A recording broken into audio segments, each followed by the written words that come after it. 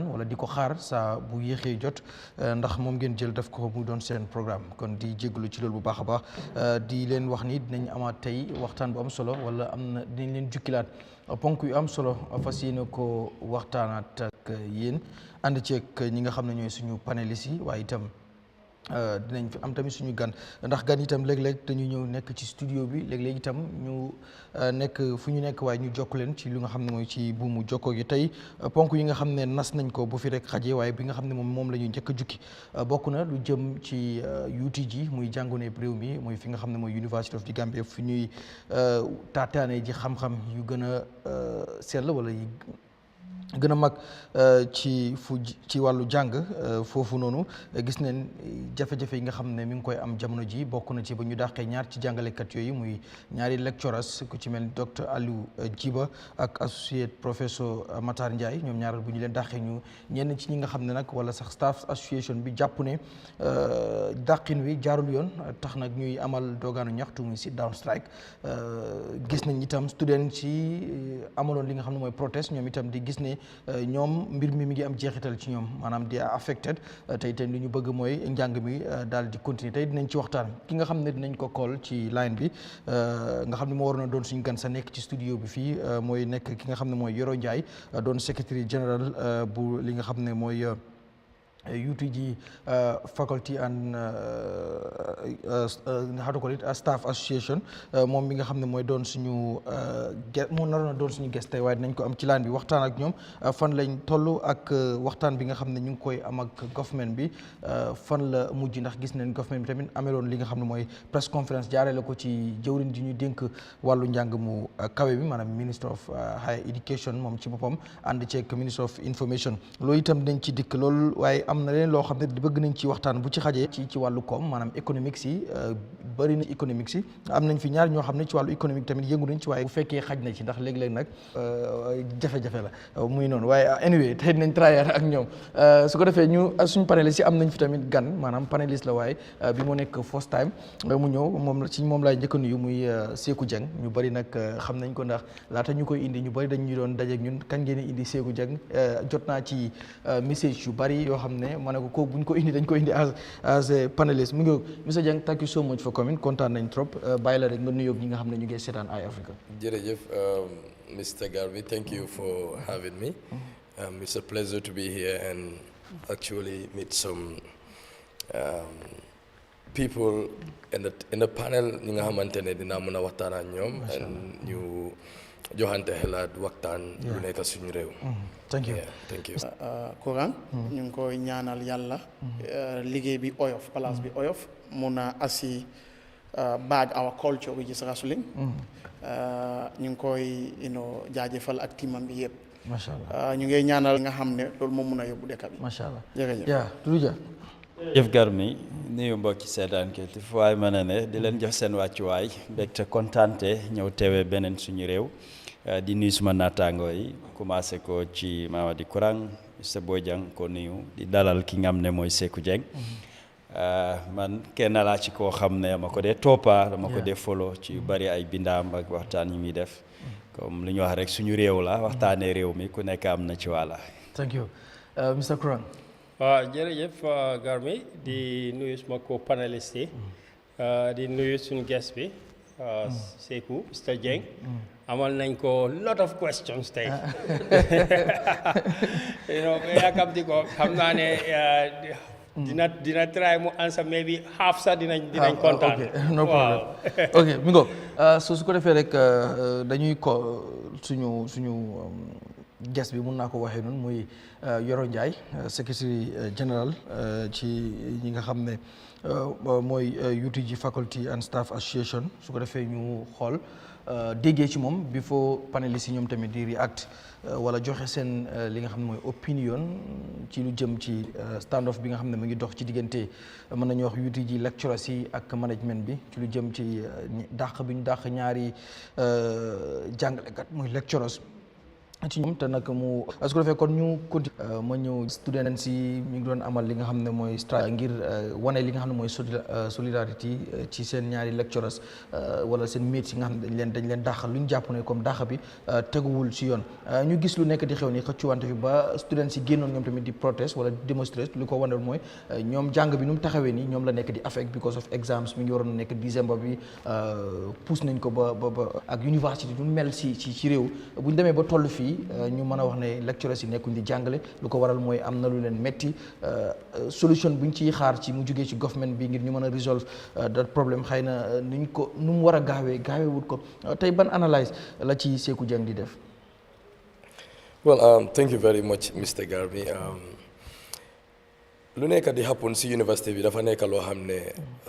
toppa naa ko tuuti am na si ñu ma waxtaanal tamit on the situation and to be honest with you you may rek daf di affect ñëpp from the lecturers to the students but most especially students nga xamante ne they have it's not nice waaye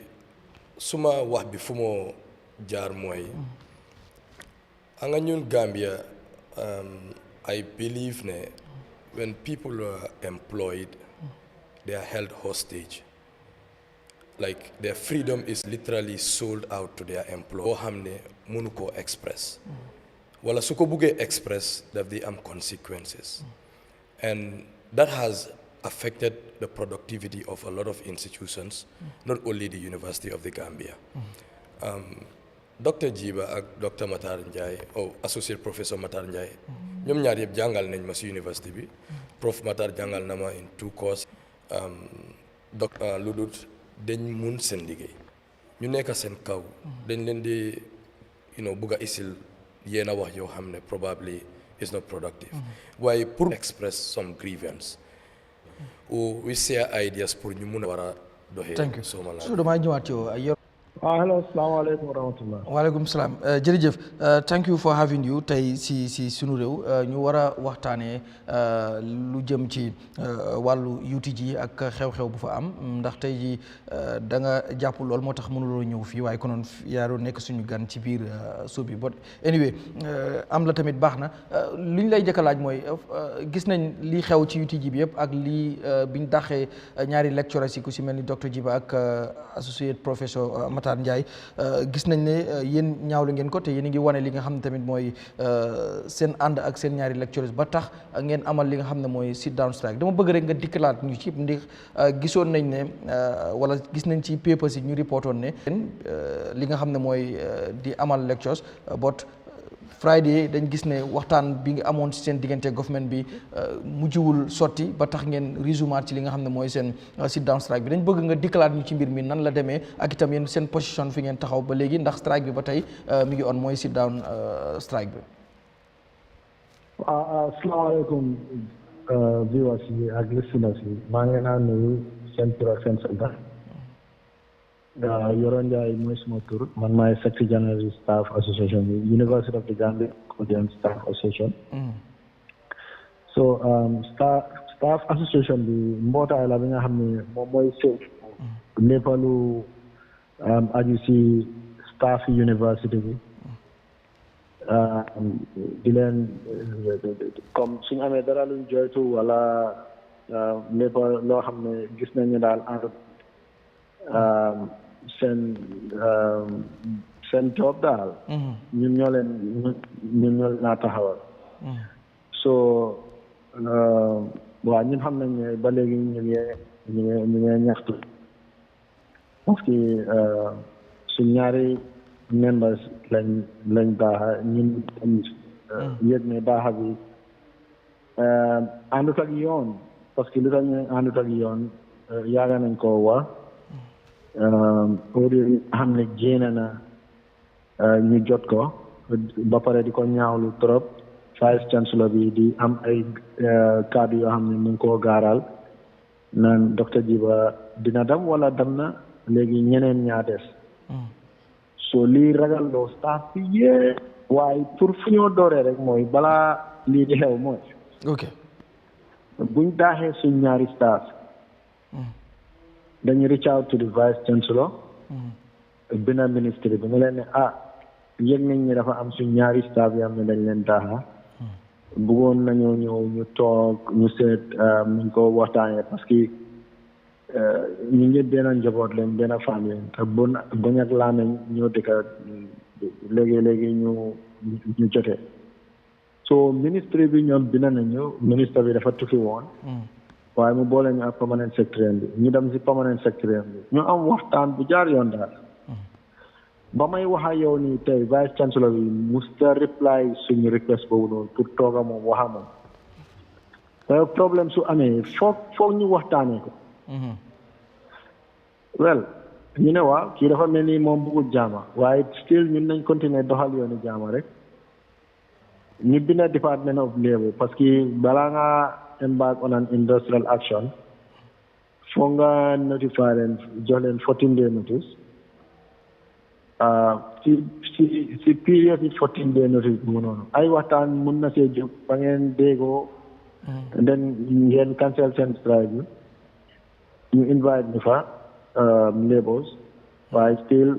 mënuñoo déggoo parce que ñoom ñu ne seen décision jël nañ ko mata baa ngi before the court nangam ak nangam ama ñu ne ok so hello waaw ñu ngi la yow rek la ñuy déglu 14-day notice bi nag jot still tam ñu doon dox nag di engage parce que xam nañ ne ñun suñ téye suñ service students yi ñooy sona waaye loolu taxul ñu def ko pour sonal pour noggatu xale yi wala sonal leen wala gàllankoor seen jàng waaye sikaange bi dañ ko delloo si vice chancellor bi nga xam ne moom he is a member of the governing council member la fa mu ngi toog si council bi di jël décision bu tollu ne dañoo daaxa ñaari nit koo xam ne soo boolee ñoom ñëpp seen élèves yi romb na 200 élèves nga daaxa leen si période boo xam ne ñaari semaine balaa exam ou semaine balaa exam léegi nit ñu am xel war nañoo déglu ñu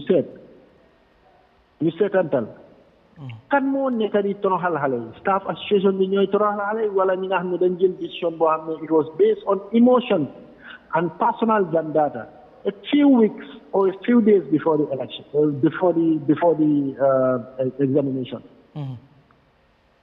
waaye ñu ndaw ñu jàpp suñ jàmbur suñ 14 days yi bu mu joxee ñu jàpp suñ jàmbur waaye loolu taxut amoon nañ engagement office of the vice président ñu ngi gërëm nguur gi nag si boor boobu noonu parce que jéego bu nekk def nañ ko si pour seet naka la parti si yëpp di ñëwee ñu waxtaanee ko waaye ñun staff association bi dañ am mandate te ñun si suñ membres yi ñoom foofu lañ jëlee suñ mandate ñun dañ oote extraordinary congress membres yi ñu ne ñoom lii ak lii la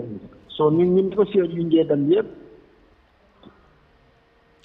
li fi yóoru naka résolution si yooyu lañ fa yóbbu waaw am na ñaar yoo xam ne nangu nañ ko loolu ñu ngi leen see gërëm waaye ndax implementation bi kañ la moo door mooy pending promotion si parce que sometimes tam daf day xaw a interesting trop su vice chancellor bi toogee di wax ne promotion du right fine ñun ñëpp xam nañ ne it's not a fundamental right waaye su fekkee ne loi yu leen govern dafa wax ne ku qualify dañ la war a promote then it becomes a right if you are qualified understand waaye nga téye nit ñi seen promotion yi di leen naxaral di leen xoñoñ loo suñ la bindee doo leen tontu yow nag nga yaakaar dañoo génna express seen frustration ana xale bu ndaw sax soo ko nekkoon di ko xoñoñal sax su yàggee mu jooy loolu moo dal staff yi nii ak yeneen yoo xam ne university bi mu ngi ko doxee foo naa ne autorité si they need to understand they need to see ne problème bi lu yaaga dajale la problème yi UTG problème yi governance yi UTG dafa yaaga ok so yaa ngi ñu am ay nangutoo ak office of the vice president mooy suñ third meeting bi nangutoo bi mooy dinañ reviewaat report bi ñu seet report yi lifin bi naka la tuwaat sax report yi disciplinary committee because dafa am lu war a leer mooy docteur Djiba ak docteur Matar Ndiaye bu ñu leen ooyee si comité boobu noonu dañ ñëw ñu ne ñoom mënuñoo atteindre comité boo xam ne ñu ñoo tuumaal ñu ngi toog si comité boobu noonu ñoom lu ñu waroon a def mooy ñu recuse seen boppa ñu génn si comité bi ñu indiwaat ñeneen parce que ñaar ñu indi woon Sénat la gaay jóge te Sénat ñaari ñu nekkuñ Sénat te chairperson Sénat mooy vice chancellor bi soo ñu gëm ne lii vice chancellor bi daf si am loxo te lu ko firndeel mooy audio bu mu def yaa ngi gis ñooñu génnañ ñoom docteur Djiba ñu ne ñoom tamit duñ atteindre comité bi parce que yow comité boo xam ne yow ñi nga ŋaañi ñoom am na ñu si bokka toog yow di la xaar ne la waa léegi yow ñëwal nga defend sa boppa so loolu dafa war a leer loolu bokk na si lu tax ñoom nanguñu woon sitin si daan am yëpp nanguñu woon a toog nanguñu woon a dem parce que ñun ñu ngi fa woon si first day bi man maa ngi fa woon suma président bi ak suma vice président bi ñun ñëpp a ngi woon si biir hall bi foofu noonu loolu du lu ñu nettali fekkee nañ ko waaye bu ñu jógee si office of the vice président ñu am nangutoo ne waaye léegi nañu review report bi suñu review report bi doon aljuma ñu delluwaat ñu seet lan la review bi di wax so loolu àllarba la woon non astaghfirullah talaata la woon kon dafa ñu àllarba dañ ko waroon a review ak alxames aljuma ñu dem so man àllarba maa ngi fa woon àllarba boobu maa ngi fa woon vice chancellor bi ñëwoon explain yu bëri waaye senañ ñu report disciplinary committee bi nga xam ne loolu lañu waroon a review senañ ñu ko bi ba xam report bi lan la wax si alxames bi si suba lañ ñu ko soog a seen kon dafa mel ni bés boobu noonu rek lañ amoon pour naka ñaari fan yooyu naka lañ koy mën a càmbaree loo xam ne daanaka disciplinary committee bi toog nañ ay ñetti weer pour gëstu ko waaye loolu dama fii noonu ne résolution lañ bëggoon rek waaye luñ am li woon mooy léegi ñaari fan yi la ñoo review lii waaye léegi yéen call leen off seen strike suspend leen seen strike bi den suñu reviewee li ba aljuma den ñu ñëwaat waaw ñun tam ñu foog ne am nañ bill bu baax ñu dem ñu share information bi ne meeting bi lii lañ jël naka vice président his excellency léegi strike bi suspend nañ ko ba aljuma member so bu member si jotee loolu well ñu jafuur nag ñi mer can you believe ñun 10 o'clock lañ send that information 10 o'clock on Tuesday the following morning ñu order for an extraordinary congress they mobilized themselves over 100 staff were there less than 12 hours ñu mobilize seen boppa ñu ñëw ñu ne ñu lifin nangutoo bi ngeen am office of the vice president pour review li suspend strike bi nanga ñun d'accorduñ si ko wax dëgg ne yàlla nag ñoom ñooñu ëppa doole ñun suñ foogee ne ñun am nañ a very good deal ñu delluwaat si suñ general assembly bi ñu ne ñu d'accorduñ si loolu amuñ benn mandate pour continuer man ci laa binda gaay ma ne leen man damaa rëcc suma bopp damaa génn si comité bi parce que su ma toog si comité bi amul benn légitimité because even su ma continuer sax suma general assembly ñu ne ñoom d'accorduñ si representation boobu noonu d'accorduñ si comité bi d'accorduñ si naka suspend strike so si gàttal ñoom la fa taajoo waaye ba léegi ma xamal leen ne ñun suñ service ñu ngi ko téye mooy génnuñ ci mbedda bi saaguñ kenn ataaguñ kenn dañ toog suñ kër gi ok balaa ñu lay bàyyi xam naa ñu ngi ñëw bàyyi la pour panéliste yi digest li nga wax but last correction wala ci ñu mën la bàyyi mooy léegi fan ngeen jëm ndax yéen a ngi ci strike bi ba ngeen koy def ba léegi yéen ndax yéen a ngi waxtaan ndax ñu ngi leen di woo ngir ngeen continuer waxtaan yi ndax ba tamit strike bi dafa am app boo xam ne boo leen demee ba ci biir da ngeen koy dakkal ndax tamit students yi ñu ngi sofa te wax nañ ni tamit exams yi léegi dañ ko postpone wala dañ ko yóbbu ba January soo léegi yéen lan ngeen decide pour def bu fekkee ne yéen a ngi def yéen a ngi toog banque seen yoxo bañ a jàngale te itam benn saafara amul jógee ci fi nga xam ne mooy xëy na ci nguur gi. waaw comme ni ma ko waxee rek nguur gi def nañ seen jéego te ñu ngi continuer di def seen jéego through the ministry. ok ñoom ñëpp liggéey nañ ci trop. ñoom docteur Ismaila Cissé nga xam ne moom moo njëkk a nekk suñu force président yi staff association bi ak ñoom ñëpp UTG lañ jógee ak the current minister of higher education professeur Pierre Gomez moom tamit UTG la jógee ñoom ñëpp UTG lañ jógee xam nañ UTG lu fa dox yëpp jël nañ ay jéego ñu ngi koo dox ba pare fan yi rek copie wuñ ñu nag waaye gis naa ne ñu ngi request pour governing council bi nga xam ne ñoom ñoo jëloon décision boobu noonu dëgg la am nañu ñii dafa mel ni council bu maaget bi dañ jël décision bi rek daw bàyyee coow bi ak problème yi council bu bi loolu moo xew ñoom bu ñu doon jël décision bi daanaka seen mandat jeex na kon xam nga lii tayeef la so ministre bi through the minister of higher education gis naa ne saako nañ ne council bu bi ñu jël emergency meeting ñu seet naka la ñu engagé stakeholders yëpp koolaguñ ñu nag waaye xam naa ne door nañ ci meeting ñu liggéey te yaakaar naa ne balaa yaaga incha allah dinañ am saafara si problème bi pour leeral nit ñi ne staff association bi ñëwut si pour dooleel kenn benn tooñkat waaye tamit duñ seetaan kenn kuñ tooñ tamit ñu laa néewal doole wala ñu laa nasaxal loolu dafa war a leer réew mi comme réew mi ñun ñëpp ko moom ñun ñëpp suñu responsabilité la pour ñu ensure jaama ak dal am na si dëkk bi te loolu nuñ ko mun a amee rek mooy si waxtaan waaye tamit ñu ngi réassure public bi yëpp ne incha allah lii ñun ñëpp suñ si génnee dinañ ko jànga ba sooy damati pour police koo xam ne da nga fiim dafa tooñ dinañ ko jaarale si yoon duñ ko jaarale si ne bi yaama neexoom wala kuma mu am ndey wala kuma mu amul ndey thank you ñun ñëpp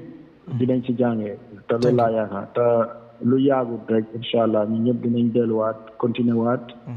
waaw suñ jàng duñ am benn lifin naka tuwaat issues maybe dan di disrespect vice chancellor yi wala di disrespected non suñ delluwaatee liggéey dañoo dellu normal système bi dina dellu normal suñ yëpp normal daal. all right thank you so much Mr Njie am nañ mbégte bu baax xam naa dafa doon gën a baax ñu am la fii Mr Kurang dégg nga li nga xam ne Mr Njie wax na ko muy secretary general bu fi nga xam ne mooy UTG faculty staff and association ci lu jëm ci seen ongoing sit down strike bu ñuy amal pour wane seen ànd ak seen ñaari members yuñ dàq ñoom jàpp nañ ne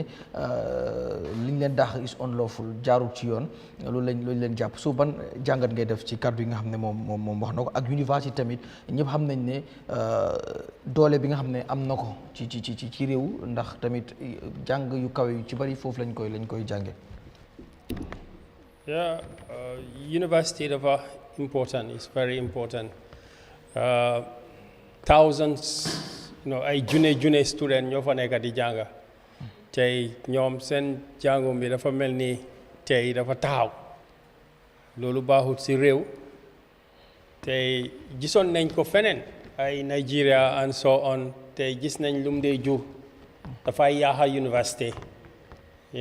dafay tax ba jàng bi du amaat doole nit yi dinañ nekk just go there am sa certificate génna di dem parce que dafa am lu bari lu mu dee jur waaye the case bi tam typical la whistleblower victimization with impunity mooy nga xool nit ki mu ngi liggéey feena mu wax loo xam ne moom loolu la foog ne mooy dégga bi waaye ñu jiitu place bi ñu dal ci kawam ay dañu daaxa ko ci place bi wala ñu suspend ko wala ñu jël salariam loolu mu ngi happen ci Gambia bi fii bés bu nekk te loolu moo tax mu ngi laa wone ne système bi ci boppam moo fail parce que soo amee système boo xam ne méritocratie la either in government and outside government loolu de dafa yàgga de lii dafa yàgga de man ñun buñ nekkoon jaane commission dañ daan wax ne bugguma ñu Fafa Mbay ma man bugguma ñu Fafa Mbay ma 1980s Fafa Mbay mu ngi doon investigate gars yi dawul ci kawam dañ la dee tuumal parce que gis nañ ko fii university professeur dañ leen tuumal suñ laa daaxa dañ laa tuumal boo xam ne tilimal la bala nga koo mun a génnee dafay yàgga même Koro Cissé sax bu mu doon liggéey time Jawara génne woon nañ ko from the national investment ñu toogloo ko suspend ko so if you go back to the history you ask people he was an outspoken guy mu wax guy toogloo ko they suspended him anybody who challenged the system danga toog dañ laa toogloo ñu tuumal la man it happened to me twice at the bank and then at the Jane Commission. It's happening every day. Gis nañ fi local government commission bi lan moo ko initiate Senabu Martins dañ laa tuumal benn nit nag nekkut malayka ñu la génnee foofu nekkuñ malayka yow mi ngi génnee foofu tam nekkuloo malayka waaye leena nag moo si gën a métti parce que suñ la génnee système bi da nga war a dem ci loi bi mu sottal la mu ragle ko waaye Gambia man suma case da ngaa dem loi for 3 years 4 years 5 years 10 years dismissal wala suspension du sotti yow yaa ngi am ay mbooloo yaa ngi am yi nga war a dundal ñu génne la place ñu toog loola ngay dem loi di dem di ñëw du sotti sa dépense bi fan la moo jógee ñoom ñu la fa génnee xam nañ loolu they know that xam nañ ne soo demee loi bi dina la twist and turn back and forth consumer justice system moo tax ma ne la it's a system failure parce que su fekkee ne système mu ngee dox sa employer bi su la toogloo if you go to the law war naa jël ay weeks rek loi bi mu delluwaat la foofu waaye xam nañ ne ñu la fa génne xam nañ ne loi bi du la sotti même soo amee dégg sax di nga dem ak ñëw ba sa dépense bi jee sa passe bi jee sa moto bi bu yaaxu bu jee ba sa poti daal sax dafa yaaxu booy dem ak ñëw bi frustration loolu mooy Gambia lii lañ daa def lii moo nekk di xew ñoom lokki nañ am nañ professors to back you up am nañ students but I am telling you maa la ko wax am na ñu bari ñoo xam ne fii ñu ngi si liggéeykat ñu ngi si liggéeykaay ñuy toogloo leen amuñ ku leen a taxawal system is failing a lot of people loolu lañ nekk di gis ni xam nga lu nekk comme nañ ko waxee rek su ëppee dafay tuur so ñu ngi ko gis ni mu ngi affect ñu ñëpp sa doom sa su nekkutee University of the Gambia ñii dañ war a jànga wàcca dem nekk ay docteur nekk ay accountant nekk ay technicien ñëw faj suñ dëkk bi waaye ñoom suñ toogee kan mooy faju Gambia xale yi suñ toogee nekkuñ di jël exam fu mu nekk ni dégg naa exam bi ñu ngi ko war a am décembre bi am na exam yoo xam ne suspend nañ ko léegi ba January loolu tardement la boo xam ne du mun a delluwaat in this country. ok thank you Doudou Dia comme gis nga lu nekk di happen keroog sax ñu ngi ci doon start tuuti rek but gis nga tamit secretary general bu staff association bi li nga xam ne wax na ko ak lu nekk di dem tey ni ko Mr Kurang waxee students yi they are affected moo tax sax ñoom ñu génn even though démb sax ñu ngi doon amal Monday bu passé ni ñu ngi doon amal démonstration di wax ne ñoom nekkuñ ne dañu wax ne nañ delloowaat lecturers yi bon ñoom li ñu bëgg mooy lectures dafa war a continuer waaye te foog naa ne ñii wax ne duñ lecture liñ nekk di kaas mooy nañ delloowaat ñi nga xam ne mooy seen members yi ñuy daaxanu so nan ngay analyser situation bi ndax gis nañ university solo bi nga xam ne am na ko ci réew ñu toog mën nañoo wax 2 weeks léegi wala ñu war a wax sax ay some days nekkuñ di jàngale ñëpp toog banque seen yoxo defe naa ne even buñ solver problème bi sax already dina am negative impact ba pare. jërëjëf Garmi mbir la boo xam ne luñ war a jàngaat la ngir ne fi réew mi la ci wàllu jàng maanaam moom lañ yaakaar ci jàng yu gën a kawe fii ci réew mi mooy University of the Gambia te buñ xaymaa ñu xool ñi fa nekk ñu bari si ñoom ay ndaw lañ te réew mi fii ndaw ñi ñoo fi ëppa te ñoom lañ yaakaar pour ëllëg kon seen jàng dafa am solo ngir xam-xam lépp ci xam-xam la war a tegu kon ñooñu seen jàng waruñ koo fooye war naa doon loo xam ne dañ cee xar tànki tibey taxaw ci waaw lu am nii duñ ne guléet waaye bii ni mu amee musuta am bii mooy njëlbeeni yoon bi nga xam ne ñu daax ay lecturer am ñu génn ci xale yi di wax ne ñoom dañ bëgg seen jàng mu doon loo xam ne du taxaw luy continuer la ñeneen ñi di laaj ne nañ leen delloo ñu ne déetawaay ñi nga xam ne ñooy seeni morom ci jàngale yi ci jàngalekat ñi ñoom tam ñu génn di laaj ne nañ delloo seeni morom léegi wax ji mooy fan lay mujj parce que ay jàngat yu bari daf ciy ñëw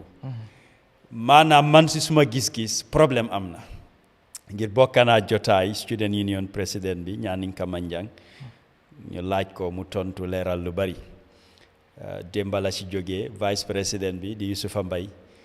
ñu laaj ko mu tontu lu bari am yu mu weddi sax di ci defante ci suma jàngat man président bi ak vice président bi ñoom ñaar nekkuñ ci di same page mooy student union ñoom ñaar nekkuñ ci di same page tey ñu dégga Yoro Njaay li mu wax ci wàllu ñi nga xam ne mooy staff association bi moo laa woon ne la problème am na comme déggee guñ ci management bi vice chancellor bi ak ñeneen ñi nekk ci kaw li mu wax ci governing council bi senate bi ak yi ne mel bureaucratie bu mag mu ngi ci university bi te li nga xam ne moo ñor ñëpp mooy ne xale yi seen jàngu maanaam duñu ñoom seen constitution wax na ko ne the interest and welfare of the students ñoom du lu ñoo foye waaye ci anam yu mel nii man gisuma mu fessi dese nañ koo fulal torop liñ cee jàngee mooy ne xale yi jéego buñ jël nii ba fuñ toll suñ ci amee ndam ci kanam lu ne mel su xewee dinañ jëlaat jéego yooyu te liñ see séntu mooy dinañ ci am ndam benn la ñaareel bi lecturers itam seen taxawaay fi mu ne nii suñ ci amee ndam liñ bëgg a ñu am ko leneen su xewee ci kanam loolu la ñoo jëlaat taxawaat ci management bi tam dina gisee ne ñii suñ leen bàyyee ñu am ndam ñun tam lu bari suñ ko buggee dogal ci kanam dina jafe torop pour ñu war ko mun a dogal ngir dañoo delloo buum sa mbooy mbooy ba moo tax ma ne li mel nii mu ngee doog a am du guléet nag waaye bii utee na ak yi passé en si jeexantal bi tam luñ cee jàngee la ministre bi ñoom ñu ne dañ neutral maanaam faraluñ kenn waaw loolu lañ wax si seen wax maanaam nday ju seex waaw ñoom ñu ne faraluñ kenn dina métti torop lu waral loolu mooy chancellor bi moo jiite réew mi dégg la ceremonial title la honorary title la buñ ko jox parce que nekkul ci université bi lu bari li faa dox ak li xew suñ ko waxut du ko yëg waaye dafa am cër bu mag boo xam ne moom moo ci war a taxaw ngir tey jàng ci réew mi su nasaxee moom duñ ko bàyyi gannaaw foog ñu tudde ko ci daanaka mu ngi woon si too ebal na vice président am pour mu dox ko waaye mbir mi ba tey saafarawut te jànga du xaar calendar la dama góom ne waxtu jot na moom si boppam mu jóg jéem koo réglal boppam et ministre bi su waxee ne dafa neutral ci waxin la waaye boo xoolee ñi nga xam ne ñooy doxal li nga xam ne mooy université bi ñeena ci ñoom ñoo leen fa teg kon soo jëlee nit nag teg ko place na ko seetal ma fii wala liggéeyal ma fii mënuloo neutral da nga ci am responsibility da nga ci am cër so neutrality bi ñoom bu ñoo wax man mënuma koo understand dañ war a seetaat kaddu boobu neutrality du fa mën a ne neutrality fu mu war a mën a amee maanaam faraluloo kenn mooy ne ñi faa liggéey yow teguloo leen fa ñii jànga yóbbuwuloo leen fa am na students yoo xam ne sax ñu ngi am sponsorship la am na ci nguur bi la jóge kon neutrality foofu warut a mën a am ñoom seen warugal mooy ne ñu gis ne li war a am mu am mooy ne jànga continuer lu ñëpp di laaj ñu jox leen ko ci anam boo xam ne dafaa yomb waaye man vice chancellor bi dinaa ko bileem ngir leadership dafa ñëw ak responsibility suñ ne fii yaa fii kilifa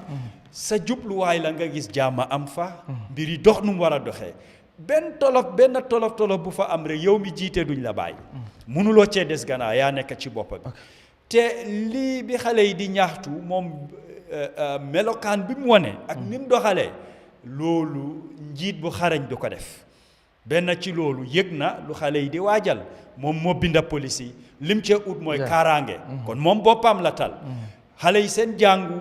lecturers yi ak lii xew ci school bi dese na koo ñor moom ni moo isee police yi ñëw fa pour mu am kaaraange te nim doxalee daf ko wane toog office am bañ a wàcca ngir police yi ñu ngi laa garde óor na ko ne su fa police yi nekkoon sañut ko mu toog office am ne du wàcca kon xale yi fekk ko fa waaye am na kaaraange li mu bëggoon am na ko tax na ba nanguwut a ñëw waxtaan ak xale yi ñaareel buñ gisee ne mbir yi mënut a sotti lim def mooy police escort ko mu dugg moto mu dem yoonam kon kooku dese naa wone li tax ñu teg ko fa pour mu jiite mu doxal pour man soo ma laajee failure am na foofu en dafa war a jël that responsibility li war ñu def ko ñi nga xam ne dañ leen daaxa staff si dañ ci am waala parce que dañ gis ne ci ñoom seen gis-gis ñii nuñ leen daaxee jaarut yoon te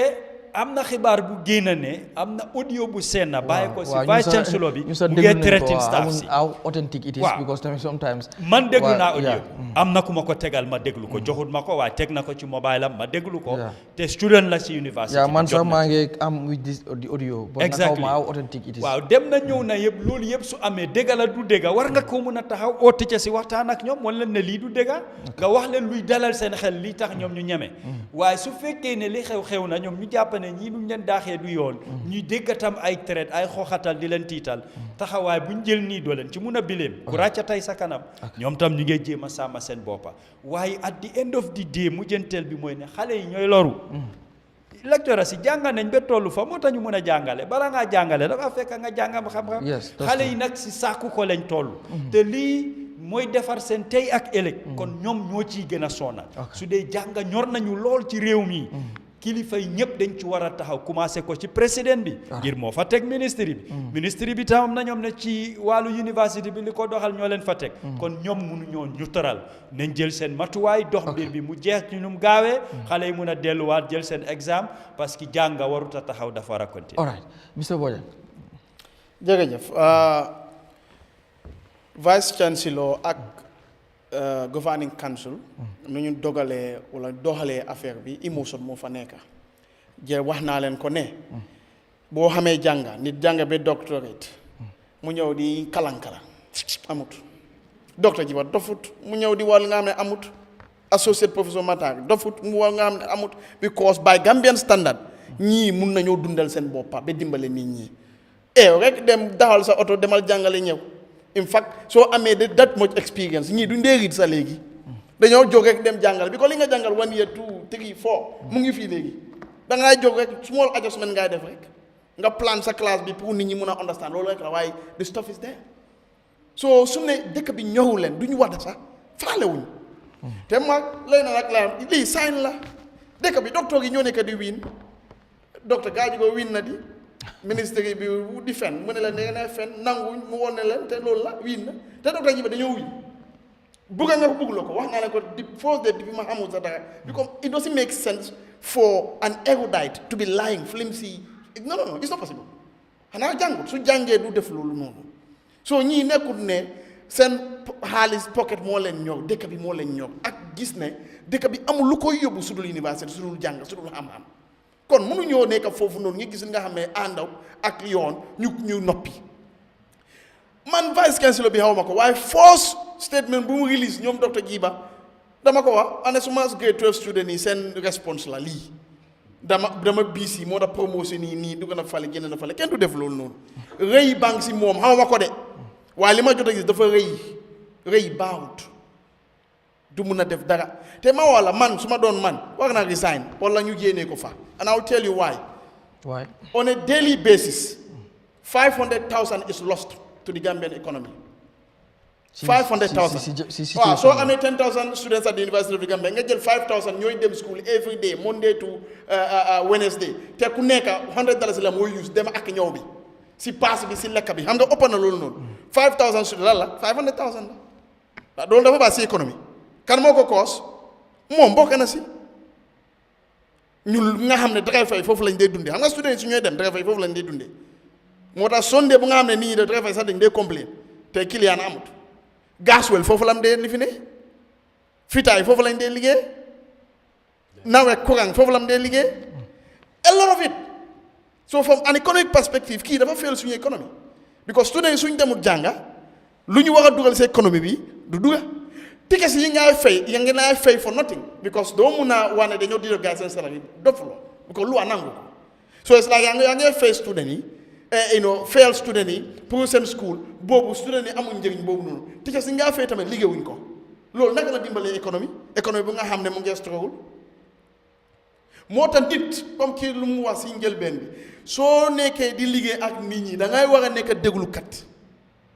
su nit ñi commencé di joxoñ di wax nii naa déglu oo leen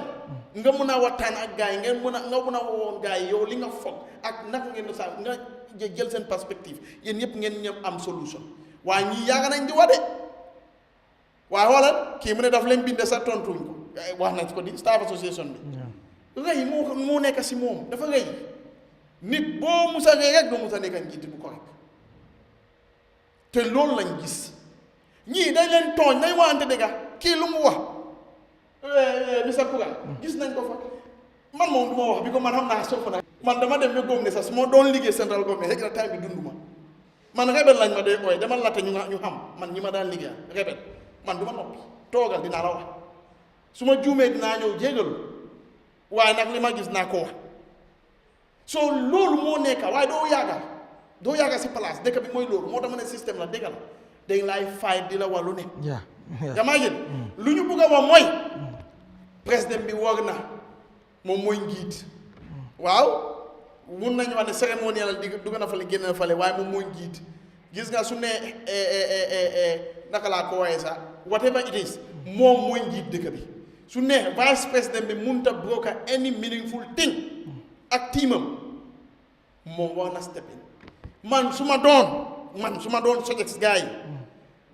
ñun de Supreme Islamic Council ak religion Christian religion council lañ am fii nañ dem jéegalu docteur Giba ak Matar seen waxtaan seen juboo Matar Ndiaye loolu Matar Ndiaye professeur Ndiaye man loolu laa xam lu ñu leen mun a jox ñu jox leen li fi leen seen man loolu laa gis bi ko ñoo tooñ suñu bàyyi tamit mu dem si court bi the same thing mooy happen again when it comes to our court system duñ dee faral wala fulal li nga xam ne loolu la ñu war a fulal bii su ne coup d'état la time bi gis nga court bi commencé na depuis kañ waaye on depuis kañ ba on they don't know what is urgent and what is not urgent so far as nekkul lu nga xam ne daf leen affect naka la ñuy demee court ba nga doolee ba on court bi nu mu busy you have other developed countries guddi sax dañoo def court pour ñu make sure ñu solve lu ñu war a solve 2 weeks jeena pare na lu tax da ngay calculate ne student yi ñu war a jàng su yàggee suñu leen poussé si yoon bi xanaa xamuloo ne dëgg su dee university students si dëkk bi they mean what they say bago du nelaw du ko def lekk sax du ko mën a def but these are peaceful people they are nice people so when a matter bu nga xam ne dafay affect gars yi seen jàng bi économie bi ak every other thing da nga koo war a def so deet loolu na def ngeen toog ngeen waxtaanee ko jeexal ko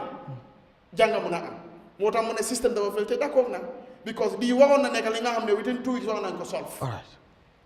so ñu xool dëkk bi things yi naka la dee affecté lii dafa affecté économie bi nekkul student yi sax te student yi lu ñu nekk def seen right la staff association lu ñu nekk def seen right la ñii dañ jël décision bi emotionally dañ no follow due process so loolu nag man maa ngay jégalu si docteur Giba ak professeur Ndiaye lu tax doomu réew yu baax lañ te ñooñu nekkuñ force de gis nañ fii Gumbo Touré time Yahya Jammeh gis nañ ko fii lii dafa bon man dama daan wax moo nekkee xale ma ne man moom bés bu ma amee fii lifin Gumbo Touré su ne $5 sax dinaa ko jox as an award because lu mu def time boobu la thank you so this is what we need and the doctors are winning Garmi, there is a learning point on this my map fii okay intellectuals of this country should begin to speak and if they speak they will win and if they win the country will win ñomo yi ñun intellectuals yi suñ toogee ñu bàyyi ñomo yi ñomo yi ñoo yóbbu dëkk bi te jox bi dëkk bi dafay ñomo waaye nag intellectuals are speaking and that's the good thing yaa ngi gis docteur Fale mu ngi wale docteur Fale mu ngi wale docteur Fale mu ngi wale man ku nga xam ne senior school laa am dinaa jël suma lifin bi di seetaan di jàng dëkk bi dinaa go to the right hands waaye suñu bàyyee duñ wax problème ñëw na. all right yes monsieur Dieng bi nga déggee comme réaction yi SG bi muy staff association seen secrétaire général bi si lu jëm ci problème bu mu ñëwaat nii ak li ci xew yëpp ñoom di wax ne bind nañ sax vice chancellor bi reply wut leen gi wax ne ñoom ñu ngi doon find doon means pour jéem a sort out lii nii balaa mu doon yegg si fi nga xam ne yegg si na fi boot dafa mel ni vice chancellor bi moom it nekkul woon he was not welcoming na maanaam pour ñu mën a négocier comme ci time boobu te ban analyse ngay def si kàddu yi nga xam ne moom wax na ko. so gis nga si affaire yi vice chancellor bi sax personally man I am not surprised pour dégg ne reply yu ñi seen letter bi. I have a personal experience with the university. bu ma doon graduate. I graduated as one of the top students. ñu jox ma medal boo xam ne Italian flag la. And a plain medal with nothing. Literally, you think it's just some nawetan football medal bunya job, to be honest. And I spoke to some people coordinating the graduation. So when I spoke to them, ñu ne ma ne ñu ngi defar the standard medal. Waaye dama gis suma moromi ñi nga xamante ne they also got awards. They had their standard medals. So li ma def mooy as a concerned person. Dama binda a letter addressed to the vice chancellor, this current vice chancellor bu fa nekk because dafa graduation boobu moo nekkoon the first graduation bu mu witness. Ma def fa suma contact details and everything until today no response. So su ma déggee secretary general bi di ma wax ne bind na vice chancellor bi te reply loolu du news si man. Is more or less for me a leadership failure.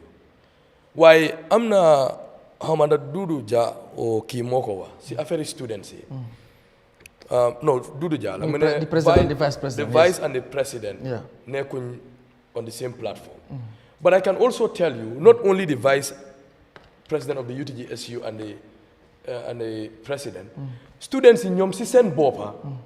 are not on the same platform with the UTGSU. Li tax ma wax la loolu. Students yi ñu nekkut si benn place their calling is let our lecturers be reinstated. They need to go back to work. But the UTGSU they are saying let us go back to business without highlighting the need to reinstate those lecturers. So da nga gis Dudu Jalung wa problem bi is too complicated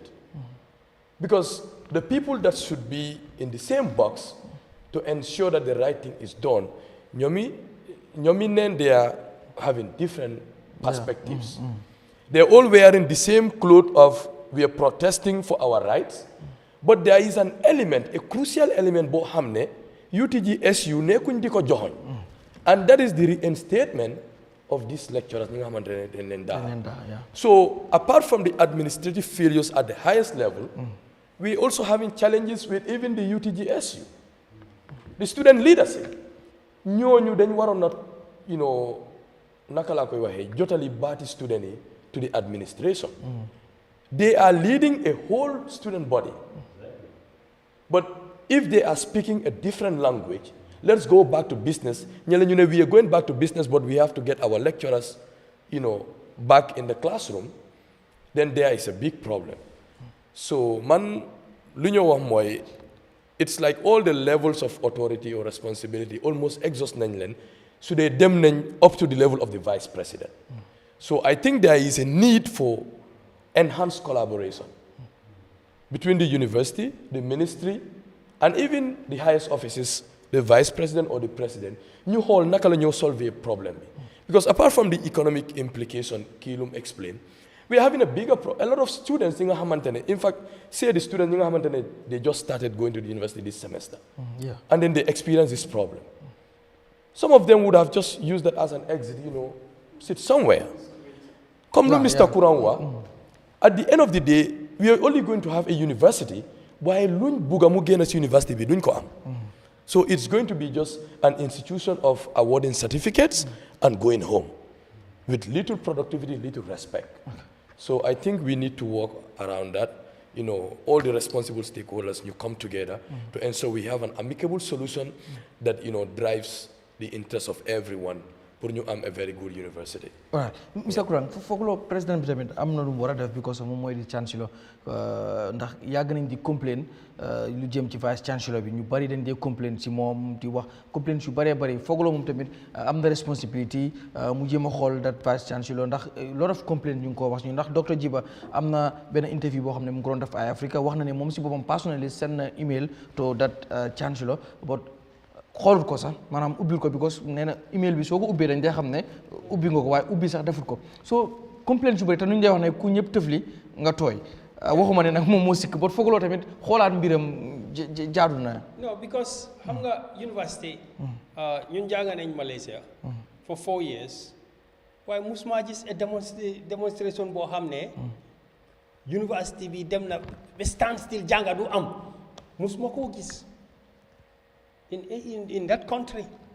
Tensions dafay am waaye pour jànga bi mu stop. I've never seen it. Why? University dafa am different type of administration. Da nga am senior management of the university which the vice chancellor bi nga xam ne mooy njiit bi.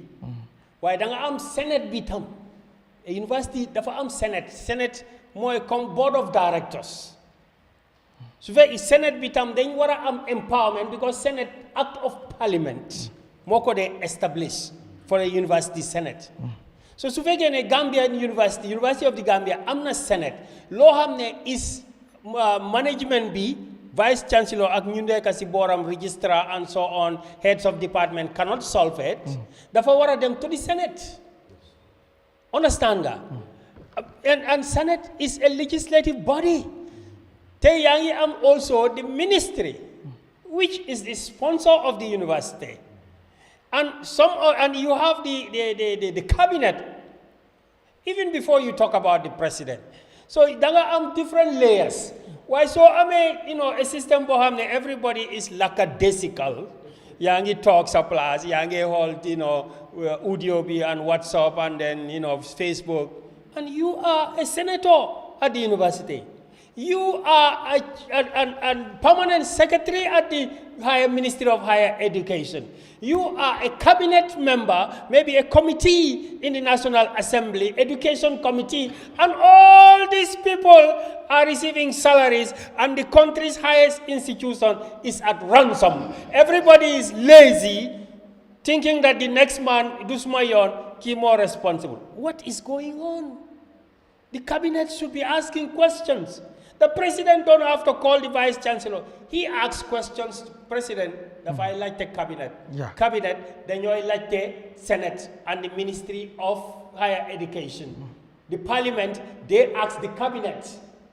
and the Senate. And anybody else, the parliament can ask you questions. Where are all these people? Only the newspapers are asking questions. Something is wrong in this country. Dekabi amna lufi hell. I'm not looking wrong. Something is wrong. People are lackadaisical up to the highest level. All right. Mr. Jah, ba tey comme di same correction rek mooy because of problem boo xam ne always ñu ci bari not even this lecturers yi nga xam dañ leen saag rek boo soo demee si university bi ñu bari leen di complain ci ki nga xam ne mooy si vice chancellor bi even boo xoolee démonstration bi dem na ba mujj gi ñi dañ doon démonstrer pour ñu reinstate ñi nga xam ne ñooy lecturers yi ba mujj gi dem na ba toon ñu doon wax ne let him come down like na resign comme they don't need him te ñu bari dañ dee complain si moom fooguloo tamit président bi ndax dëgg la mooy di chancellor comme ni ngeen ko waxee mi ceremonial position la bot am na si university bi su bëggee problème bi mu solve mën na koo solve su bëggee tamit complaint yi nga xam ne ñu ngi ko looj wala ñu ngi ko complain against the vice chancellor mun naa est-ce que du waaw ok minister of higher education dama bëgg a xam lii xam fii lan ak lan moo xew because président bi comme nu ko gars yi di waxee moom sax mos na ko wax ne moom mooy di most informed person ci réew mi and which I believe ne is very true so bu loolu amee ndax lii am ni yëpp moom du ko jot ak lan moo war a doon tamit taxawaayam. Garmi dañ nekkoon ci nguuri Yahya Jammeh fu nit tollu rek dafa bàyyi xel di gestu wala lu bari dañ laa ne gaawal de balam laa daax nit ñi dañ daan bàyyi xel torop lu bari lu la war soo si sàgganee moom du la ko bàyyee ñi ñëw ci nguur Adama Barrow ñu won ko ne ko li Yahya Jammeh doon def bu ko def de nit ñi daal may leen freedom may leen démocratie en moom président mus na koo wax ci waxam ne ku nekk daal am na boppam am nga sa liberty sa freedom nga def li nga war a def su moo tax ñu bari si luñ nekka fa ici kurang li moo wax ci dat lackadaisical attitude du rek suñ ne lackadaisical dafa xaw a nduru tayal waaye du tayal lim gën a jege mooy ne faalewuma parce que li la war a pour nga def ko doo ko def te dara du ci génn nit ki binda la lettre nga riit ko doo ko tontu ñu seen la email doo ko sax ibi yooyu doo ko tuddee tayal mooy ne faalewuma en façon jikko bu mel noonu mënut ñoo yóbbu ñun Gambia am nañ problème yi attitude maanaam dañ war a soppi jikko yi wecci jikko yi saa yi ne ñu wax ko li moo konte fi yëpp ñoom mi jiite ñi nekk ci kanam ndax ñi nekk ci seen gannaaw yëg-yëg bi mu ngi fa gis nga nit ki suñ la falee moo tax ma ne leadership dafa ñëw ak responsibility àddina lañ nekk nag di def lu bari waaye responsibility bi amut fii loolu la yàlla di laaj la waaye ndax njiit bi mu am na xalaat boobu mu ngi ko sóoraale nekk ci place def lu la neex loolu ma ne la àddina la su la ci dara fekkut sax waaye di nga taxaw sa kanami borom te di nga ko layoo ak moom nekk njiit du caaxaan ngir da nga am responsibility boo xam ne da nga ko war a matal fa war a mut jox la misaal ñu ngi la woon ne suñ la jëloon liggéey ne da nga war a liggéey da nga war a commencé 9 si suba foo nga wàcca misaal lay joxe yow 10 ngay ñëw liggéey 3 o'clock nga wàcca weer dee ñu fay la liñ la fay noonu foog nga layoo ko ngir sarta yi mutaluloo ko te yaa ngee jël fay bu mut moo tax soo demee ci yeneen réew dañ jàngee ci diine dañ laa fay ci waxtu bi nga def soo absene doo am fay soo leetee dañ koo génnee soo teelee wàcce te isiwuloo ay ngantay wér yëpp lu ñoo teggi la si sa fay ngir ne yaa ngi jël loo xam ne ñaxuloo ko loolu aaxala waaye ndax ñun suñ njiiti ñu ngee dundee loolu moo tax lii pour ñu saafaral ko pour man suma gis-gis warut a jafe su dee dëkk bi ñor nañu jàng ñor nañu warut a jafe ngir doole bi tul seeg yëpp lu ñu war a def pour mu sotti ñoom ñoo ko amee waaye ku nekk su wéeroo di xaar pour moromam def wala pour gis ne ok nañ xaar ñu oote ndaje bu mag waxtaan ko ñu war koo mën a saafaral lii dafa bokk si li ñu tardel lu bari nit ñi dañu war a ñor parce que yow mi jiite da nga am responsibility confort bi nga am yëpp moto yi nga dawal ak nga dëkkaat sa salaire li tax nga am ko mooy ñi nga jiite waaye duñ ko dee saafaral du ma denc di ko wax génn sa kër dugga sa moto dem office génn ci office bi dugga sa moto dem sa kër ñu bari si ñoom yéeguñu li xew ci dëkk bi président nag li mu wax lu am la ne is the most informed person in this country parce que yaa nekk ci boppa bi ñëppay ñëw ci yow li nga yéeg lu ñoo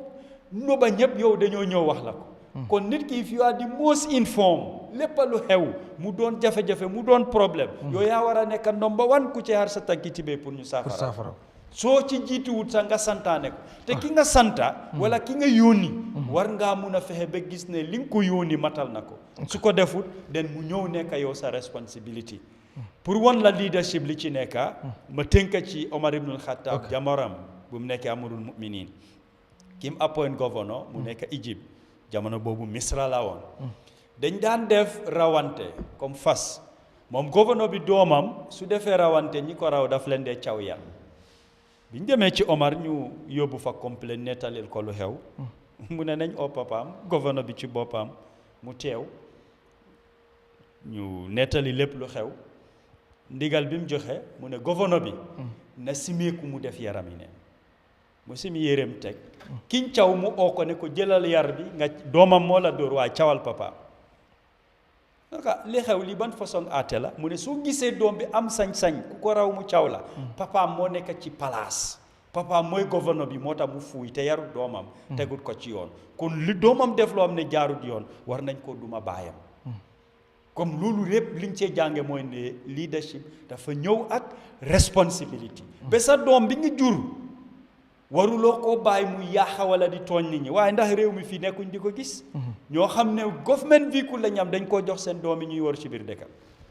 kon yii dañ ko war a bàyyi xel ñu jàng ci bu baax ñu xam ne place bi nga nekka dafa lii la fa war pour nga def ko du sa bos te waruloo am sañ-sañ bi ne lu ma neex laa fay def wala di def yoo xam ne ay yaaxa la wala li yaaxu wala loo xam ne jafe-jafe la nga toog di ko seetaan doo si jël ay jéego. all right Mr Bojang di si man li ma bëgg a ñaan mooy student union nañ try ak other concerned students ñu nekk benn te nañu support staff faculty association bi lu tax dafay tax anytime ñii suñu buggee def li nga xam ne jaarut ak yoon dafa jaadut duñ ko mën a def te pour ñu gaaw a am saafara loolu bokk na si seen unité bi because su ne student yi def nañ benn kaddu ak faculty and staff association man dama foog ne dafay gën a may doole student bi ak staff yi da ngaa gis ne ñu dem te gis nga audio boobu noonu ku bugga nga ne gom nga ko gom la ñun dégul nañ audio boobu noonu ñun xam nañ moomu la loolu la gis nga yëf yi ay kalan-kalan lu waay yi nii ñun xam nañ lu fa ne gis nga Mahamad yow foo munti waa man su ma déggee da ngay xam man fu ma munti waa soo déggee da ngay xam. waaw xam nga léegi this new technology tamit dafa am yu bëri yu si mën a laxasu. gis nga so mooy loolu. gis nga technology bi nii. waaw te xam nga tamit media wala classic media nekkul lépp rek nga war a mën a. waaye bu ba gis nga technology bi nii. soo ko usee sax nga def dara. di seen technology mun na wone ne waaw lii technology moo ko def. so as simple as that. waaw Duduja moom lii la naka la mbiru IT moom xam na si dara. gis na nit ki xam-xamam fan la tool. gis nga even vidéo yi ñoo génnee nit ki muy wax.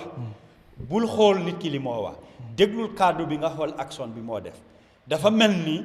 man ma wax déedéet du nii laa war a def suma loxo. waaye déedéet ma def nii.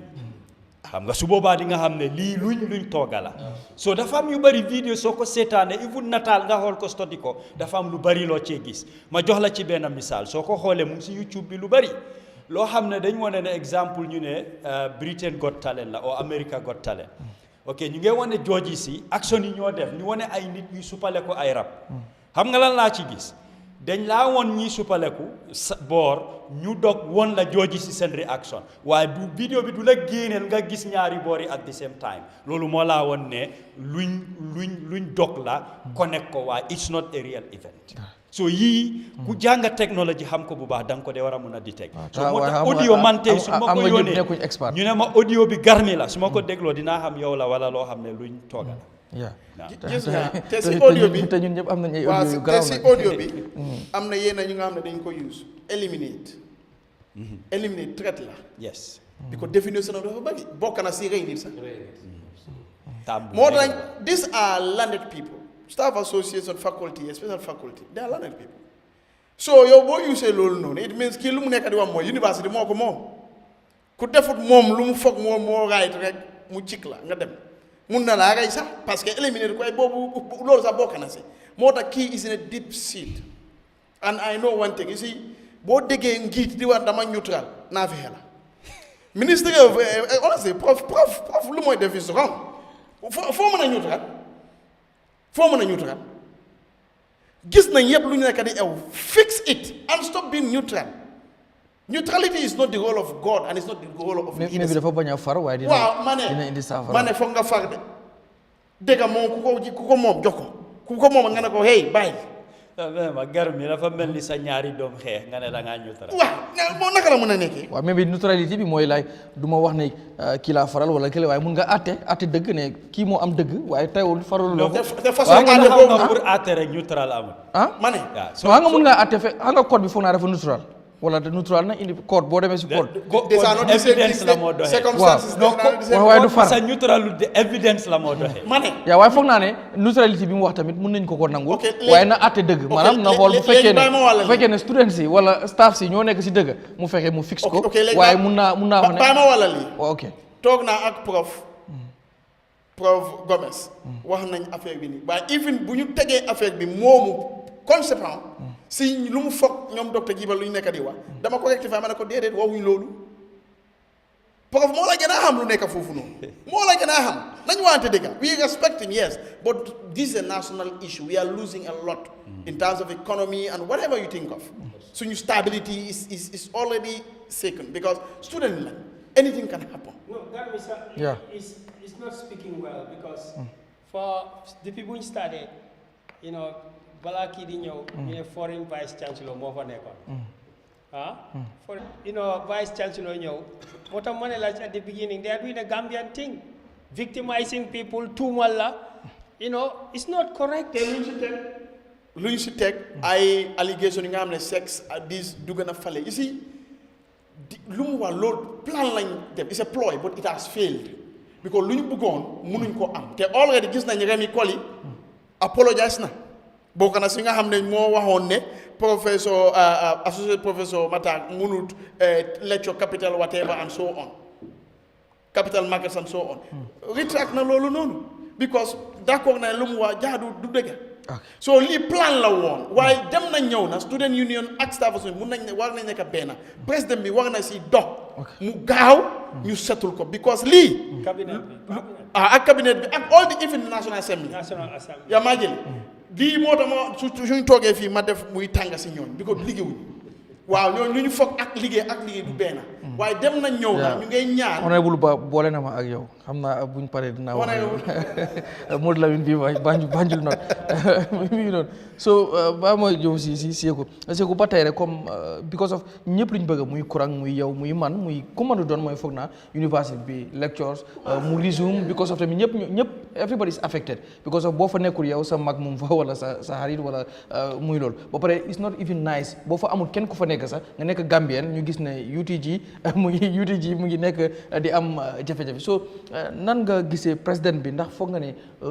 rôle bi mu war a play si problème bi play na ko ndax bu fekkee ne vice président bi moom délégué na vice président bi ndax ministre bi loolu la wax pour ñu jéem a xool affaire bi nan la ñoo solfee mbir mi waaye gis nañ ne amut waaye ba tey ñu gis président ba gis mu ngi gën a busy si midi people talk board mais bi léegi pare na xam naa dina mën a concentrer ci kii bi ba lu am solo mooy ndax war naa seetaan nii rek affaire yi di war a dem ni ñii taxaw fu ñu taxaw ñi la tamit taxaw fu ñu taxaw because of docteur Cissé lu mu wax mooy boo gisee ne problème bi solve fuñ ko ba léegi because of ñi la ñëw ñu woon biñ leen waxee ñu ñëw si foog naa discipline yi committee bi dañ bañ a ñëw so te ñoom jàpp nañ ne ñu fa nekkoon they cannot be player ba pare nekk referee so ñoom loolu excuse boobu lañ joxe pour ñàkk a dem boo ndax président bi foog loo am na ay rôle to play comme ni ma ko waxee initially mooy fi mu nekk nii we need strong collaboration bi mooy every person nga xamante ne you have a say from the ministry from the office of the president and even from the university senate as well as the national assembly comme ni ko Mr. Kurang waxee we need to come together and find a solution already there are proposals for a solution. Initially, President B, and Vice President B, I saw it on the somewhere, written somewhere. Ne yoni nako bedem nañ ben agree on something. Moy dañoo am an independent investigation into the matter while ñu resume. But all of a sudden lolu jël na a U-turn. So lolu be legi mu ngi gëna mu ngi gëna xam naka la koy waxee but mu ngi gëna gudal solution bi fu ñoo jëlee solution bi so I think at this point suñu demee ba exhaust all levels of authority ñi nga xamante ne ñoo waroon na wax ci affaire bi well as the chancellor of the university foog naa président bi su si mënut a wax directly war na moo am ñu moo jox direction pour ñu step in pour ñu mun a solve problème bi mu jee comme ni nga ko waxee nii man personally am affected because suma ñaari siblings younger siblings are going to the university at the moment ñoom ñëpp ñu ngi toog si kër gi mënuñoo dem because of this issue right so te xam naa outside my home there are other people ñi nga xamante ne they are also affected and it doesn't tell well so man foog naa ne at this point definitely war nañoo am the highest authority involved in ensuring that an amicable solution is arrived at pour ñu mën a resume business. All right xam naa dañu ñëw ñu close topic boobu ñëw ubbi beneen bi foo ñuy jeexal boot bu ñu waxtaanee problème foo naan solution tey war na ñëw kuréel nga jàpp ne moo war a doon solution pour ñu mën a solve this issue because am na ñoo xam ne dañuy wax ne sax why not président bi mu woo leen ñoom ñëpp comme both parties mu invite leen State House ñu mën a toog ñu am a very honest dialogue boo xam ne dinañ mën a waxtaan pour ñu look the way forward pour mën a solve because of university du mbiru caaxaan tamit bokk na si loo xam ne lu am solo la xëy na maybe am na ñuy tooñ comme xam opposition de président bi maybe the president is not lucky pour jaar foofu pour war a xam comme university noonu dolo xam nga opposition yi ñoom dañ mën a tooñ ba waxuma ko nag so nan nga gisee foog pour ñu am solution léegi lan ngay propose lan nga foog ne moo war a doon solution bi wala di way forward pour ñu gis ne saafara nañ problème bi lectures mu resume university bi mën a continuer students yi dem jàngi ñu war a am exams xam nga administration process ak procedure la am na ñu dee foog ne bus driver GPTC su amee problème ak passenger bi sax dañ war a oo ministre bi wala président bi dafa war a intervene no it's a process moo tax ma ne the vice chancellor is the head of the senior management moom moo jiitu senior management but he is not the head of the senate su fekkee ne ñoom senior management bi dem nañ ba càng da nga war a am an intervention from the next level doo jump then if you jump kon next level bi amut use then why do you have a senate da nga undermine your senate. The Senate is very powerful because sa degree bi sa buñ la ko jox dañ la wax ne the Senate decided to confer on you a degree of a bachelor's master's in so the government is Senate be more tier university so Senate has to come in and have their say and their decision more next level to the on top of the vice chancellor and the management understand nga then you have the ministry boo xam ne tam they have their role to play. We need to hear from them. From there, the issue because them not up to a national issue. The ministry should have a say. And then National Assembly to become education committee. You get collect per diem, you get collect salary and allowances. They took it attend conference on education, how to run universities and educational institutions. They have a say. They have a role. They are representing the people. From there, can affect the national body, everybody in the country already. So the parliamentarian bohamne sanil nañ ko karta, ñu am committee bu ñoo wa education committee, ñoom tam war nañ lena dega what is their stand. They can call people to come and answer. The parliament can form an inquiry. Nobody can stop them from that. They can call the minister to come and explain what is happening. They can call anybody from the university to come and do a public hearing. Anything which affects public. Is in America. When it affects the public, the Senate will call for a hearing and they will call anybody, despite the fact that the issue is going to court. It doesn't matter. Every administration, danga answer rule. The cabinet also, they have to discuss it. That when they am cabinet meeting, is something which is missing. The cabinet has to have meetings regularly, at least once a month. So if you cabinet you get a meeting, issue be mu them almost more than a month. Soon got discuss as a cabinet meeting be the document in a cabinet paper is already a public document to some extent. Kon warna ñoo dega what is the point of view of the cabinet? Government system like which the president be is part of the cabinet. Understand that? It doesn't mean that we are used to Yahya Jammeh da nga wara o gaay rek nga ne yow damal lifin li so defute li dina la def li. No. No. Right? Okay. There has to be a system. Dafa wara am system. Yeah. Durja ñu ñëw ci solution because wax nañ fi daanaka problème bi gis ngeen ko react ngeen ci li nga xam ne moom la secrétaire général bi wax ci lu wàllu boobu noonu tey lan ngay sogees ne loolu moo war a doon solution pour nga gis ne xëy na bu ci government bi wala ñi nga xam ne ñooy di stakeholders jaaree foofu noonu dinañ mën a gis li nga xam ne mooy saafara ci mbir mi te saafara bi dafa war a dem saafara boo xam ne dafa ñëw sut ñëpp muy both parties pour ñu mën a move on. foog ñu jox ko attention bi mu soxla maanaam fan yu weesu ni yëpp yan jéego lañ ci jël pour saafaral ko so attention bi mu soxla su jaree dox ko bés bu nekk nga def ko pour gis ne di nga ko solve loolu dafa important ngir xale yi seen jànga waruta mun a continuer taxaw nii kon loolu war naa doon loo xam ne continuous process ngay jël pour war koo mun a saafaral and ku nekk dafa am interest man si suma gis-gis waaye dialogue daf ci am solo torop and dialogue end result bi win-win situation la war a nekk parce que soo bàyyee xel student union bi ñëw nañ ak seen resolution lecturers itam ñëw nañ ak seen resolution léegi resolution yooyu war nañ koo teg xool ko lu ci mun a ne ñu wax leen lu ci munta nekk ñu négociate ko so at the end of the day ku nekk dina xam fan la féetee ngir ni ma ko gisee amut rek ne si nañ delloo lecturer yi nga xam ne ñoom lañ génnee ngir students yi seen resolution bi ëmb na yu bari ba mbiri Faraba bokk na ci wax nañ ci wàllu lekka yi nga xam ne moo fa am vendors yi seen boppa war nañ ko mun a localize mu nekk loo xam ne dul bi affordable to the students wax nañ ci wàllu internet boo xam ne internet bu doy lay nekk wax nañ ci wàllu wér-gu-yaram loolu tam leneen loo xam ne lim nañ ko wax nañ ci wàllu boos wax nañ ci yeneen comme soo saafaralee lii te ñoom resolution buñ joxe ne duñ bàyyi lu dul sarta yooyu yëpp mun kon di nga solve lii mooy suul bu kii nga suli bele loolu nag moo cee ñëw mujjee moo tax lii nekk solution mooy resolution yooyu ñoom ñu ngi ko ŋànka ngoyaalu ci nañ ko seet lu ci mun a ne ñu wan leen ne lii dinañ ko saafaral kañ waxtu sàngam lii dinañ ko saagaral kan du nekk léegi waa ci kanam lii nag ngeen laaj boobu munuñ ko wala amuñ ko mu leer den dinañ mun a waxtaan nga xam lan ngay nangu ak lan ngay war a mun a bàyyi parce que soo buggee toppa chain of protocol tam te ñii lu ñoo laaj du ñooñu ñoo koo saafaral ba tey problème bii du jeex da ngaa solve bii rek beneen tam mu ñëw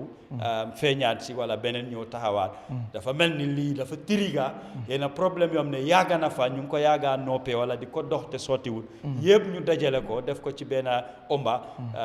taxañ ko nit en leen ko ne leen lii daal soo leen ko saafarawul ñun tam duñ bàyyi kon loolu am na ci solo ñu jox ko attention bu mu soxla ñu initier dialogue bi nga xam ne boor bu nekk dina nekk win-win situation waaye li xale yi ak jàngalekat ñi di laaj tam ñu jox leen ko loolu li moo mun a joxe mooy efficiency maanaam ñu def lu war liñ séentu tam ñu mun a am lu war parce que yenn mbir yi ñoo laaj ni ci wàllu jumtuwaay la su matut sax dina xale yi nañ dellu ñu jàng wala mbir bi na continuer suñ demee ba ci kanam problème dina si jógewaat kon loolu gars yi dañ ko war a bàyyi xel bu baax. all right Mr Bojang lan nga foog mooy war a doon solution ñu bëri duñ ko laaj man li ma foog mooy VC bi war naa resign moom kay war naa maye chance lu tax it doesn't make sense nga ne dangay daa at that calendar point of academic year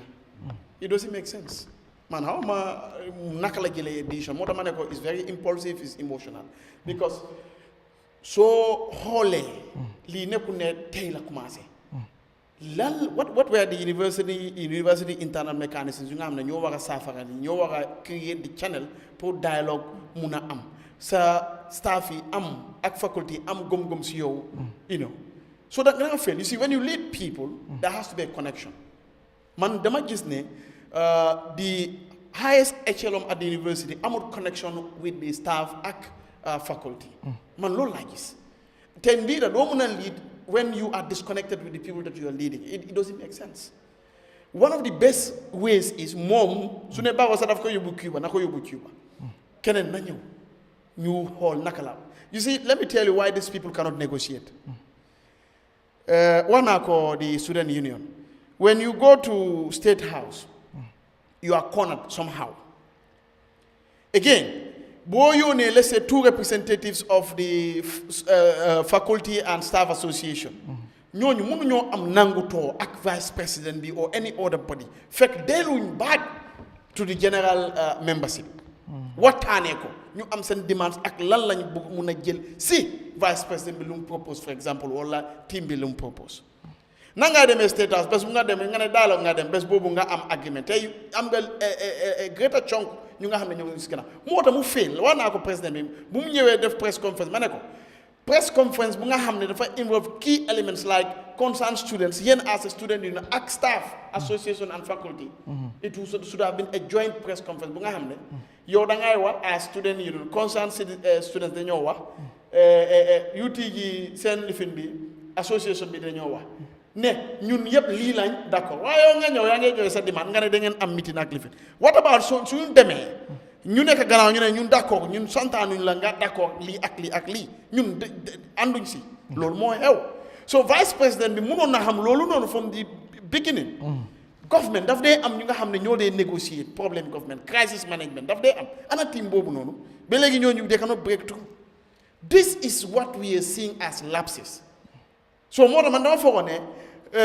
the man at the helm of affairs VC amut connection ak university generally man loolu laa gis and it means it's going to be difficult suñ ko saafaree sax moom mu ñëwaat there is going to be a possibility of these things coming again time and time again because moom amut connection ak system. All right Mr Dieng lan nga foog moo war a doon solution bi. well comme ni nuñ ko waxee foog naa dama gën a doole si seen kàddu bi rek because bu si njëkk mooy affaire yi VC bi man si suma boppa gom naa ne VC bi has little to no connection actually like that interference bu mu war a am or that relationship bu mu war a am with the faculty and staff as well as understanding the problem of students nekku fa li tax ma wax loolu in the first place students are coming to you ñu ngi ñëw pour nga waxaa ñoom but nga jël a stand ne bëgguloo waxaa ñoom to the point that da nga war a oo security pour ñu ñëw génne la foofu right and that indicates ne dëgga on top of things dañ am koo xam ne probably is not the right person pour nekk foofu noonu so to begin with man soo ma laajee I'll say we need somebody si university koo xam ne dafa understand the problem of students the faculty and staff association and then mu téye leen ñu mun a collaborate to arrive at a peaceful solution right but what is more important currently mooy Dudu Jallow was support naa ko full time ne dañu war a xam what is doable at the moment ak kan moo ko war a def ñu def loolu what is not doable ñu génnee ko and what is negotiable ñu negotiate because at the end of the day lu gën a important mooy we need to keep moving we cannot have the university at a standstill so foog naa loolu laa ci am. all right so mi ngoog mbokk yi ni seetaan sunu réew tey alarba fukki fan ak benn ci weeru décembre atum ñaar fukk ak ñeent ni ki ñu koy defee rek ñu ñëw ci suñ beneen ponk bi ñu jeexalee ko bokk na ci wàllu koomu réew mi ni ki ñu ko waxee mooy state of the economic ndax boo xoolee tamit ñu bari ñu ngi ciy wax am ñuy wax ne économie bi dafa nekk ñu ngi nekk di struggle am na itam ñuy wax ne comme Mamadou Sabally mos na ko wax gis naa tamit di governor of central bank tamit am ñuy wax ne comme Gambia is one of the fastest growing economy ba pare am na ñu ciy wax nag ñoo xam ne bu fekkee ne économie bu ngee grow dafa war a reflect ci askan wi waaye am na ñu wax tamit ne demeewut noonu so ñi nga xam ne tamit seen xel ku ci mel ni courant xelam màcc na ci économique Seeku Jang tamit di same thing xam naa Abdoulaye Bojang du ca tamit mu ngi noonu su ko damay ñëw ci njëkkee ko waat ko rek ci courant tey boo doon xool Gambia économie bi fi mu taxaw coow li bari na ci ñëw ci dalasi bi nu mu nekk di wàññi ko ndax boo xoolee sax waaye Ousseynou Dabo ci déggal ma mid di people toota wala too bi nga xam ne UDP ñu ngi ko def waaye Ousseynou Dabo sax wax na lu mel noonu di wax ne économie bi nu mu nekkee di deewee ñëw ci dalasi bi nan la nekkee di dee ci kanamu foreign currency ak yu ci bari bot soo xoolee tamit Minister of Finance bu waxee wala ñeneen ñu nga xam ne tamit they are from the government wala ñenn ci ñi nga xam ne wala sax di governor of the central bank dafa mel ni ñaari réew la ñu am yoo xam ne tamit ñaari économie moo fa am ñii dañuy xool économie bi am ñu xool beneen économie yaa soo yow nan nga analyser économie réew mi kii Quran yaa xam nga économie soo ko analyser da ngay xool lu ñoo wax variables like macroeconomic variables ay tombé dafa mel ni nit ki su feebaree dafay am balaa nga xam ne lii malaria la wala du common cold dangay seet ay mandat ay sign yoo xam ne symptoms moom la dee woone te dangay xool na boppa bi tàng na biir bi mu ngi am jafe-jafe yooyu économie bi one of the things boo xam ne jàng nañ ko ci ministre bi léegi nii génn na mu ne ci boppam mu ne we are having a debt distress. waaw mel ni dafa mel ni des na tuuti daal daal léegi loolu dama bëgg a soo kiiwee si économie ñu loolu bëgg naa xew ak Seeku Jang tamit ak Duudi si ak Bojang ngeen wax loolu si économie bi la bokk parce que xam nga comme du ma laa wax rek doo mun a am fever tey sa yaram bi tàngut sa yaram bi su tàngee dafa am lu ko indi so si la bokk waaye boo xoolee tam analyser the World Bank analyse nañ Gambian economy soo xoolee seen report bi ñu ngi ko am na fu ñu ko summariser te am na yoo xam ne nag wax nañ ko ci seen summary bi am na important right low value added products both in tourism and in the industrial sector dafa mel ni ñun dañ wéeru si tourism waaye tourism bu ñoo nekk di def low value tourism la benn touriste su ñëwee su fekkee ne Egypte wala Mauritius ñu ngi am ci benn touriste bi 500 pounds dafa mel ni Gambia wala 500 euro dafa mel ni Gambia ñu ngi am 50 euro mooy low value tourism loolu la miin te man expérience naa ko soo demee si tour operateur fii all inclusive moo fi am dañ laa wax ne bed and breakfast all inclusive et cetera ay $30 $20 waaye maanaam nu ma la ko waxee daal ñun benn touriste bu nekk luñ cee nekk di am économie bi lu moo njëriñoo dafa low World Bank ñoo ko wax low value tourism understand low industrial products right low value industrial products boo xoolee misaal bi mu ngi ci gerte bi Gambia daf daan am gerte buñ ko jëlee ci tool bi ñu indi ko saaro understand nga ñu process ko fa def ko diw wala def ko beneen forme daal caractère bi nga xam ne mun nañ koo export understand ñu am see more value loo xam ne dafay njëriñ économie bi waaye loolu kañ la stop loolu stop na te ba tey ñu ngi am gerte moo tax value of gerte bi right boo xam ne mooy one of our main industrial products right bu ci gën a yaatu ci wàllum facture léegi benn facture amut gerte bi dafa mel ni ay baana ñooy ñëw di ko jël jëm yóbbu ko Sénégal wala yóbbu ko India yooyu noonu te ñun luñ see am moo tax value bi foofu nekk ne yaa ngi koo gis ne tonne bi right nekk 38 right daaw ba tey 38 te inflation baa ngi 10 to 20%. Fishery bi tam the same thing la moo fa nekk lu ñoo process gars yi trawlers yi am nañ license fu nekk waaye license yu bari yooyu suñ jàppee gën dañ koo yóbbu fii lañ ko waroon a processé boo demee Sénégal ñaata usine nga faa fekka ci beach side bi fii mun ngaa wax ne am na usine waaye dafa manqué compared to the fish boo xam ne mooy nekk di dem so façon yii nii nag moom la World Bank analyser suñ économie bi di la wone ne nag balaa ñoo dem poor management poor macroeconomic management même dafa mel ni World Bank sax wax nañ ne nguur bi lu moo manager économie bi des na manqué na it's very poor te soo déggee poor macroeconomic management dafa mel ni yaa ngi dépense irresponsible expenditure government baa ngi dépense baa ngi génna nekk di génna waaye luñ see njëriñoo dafa tuuti loolu soo ko déggee in macroeconomics dañ dee wax ne dafa am leakages jeng xam na dafa leakages bi moo bari understand soo amee poor management daf dee bari leakages comme li ñoo wax lii rek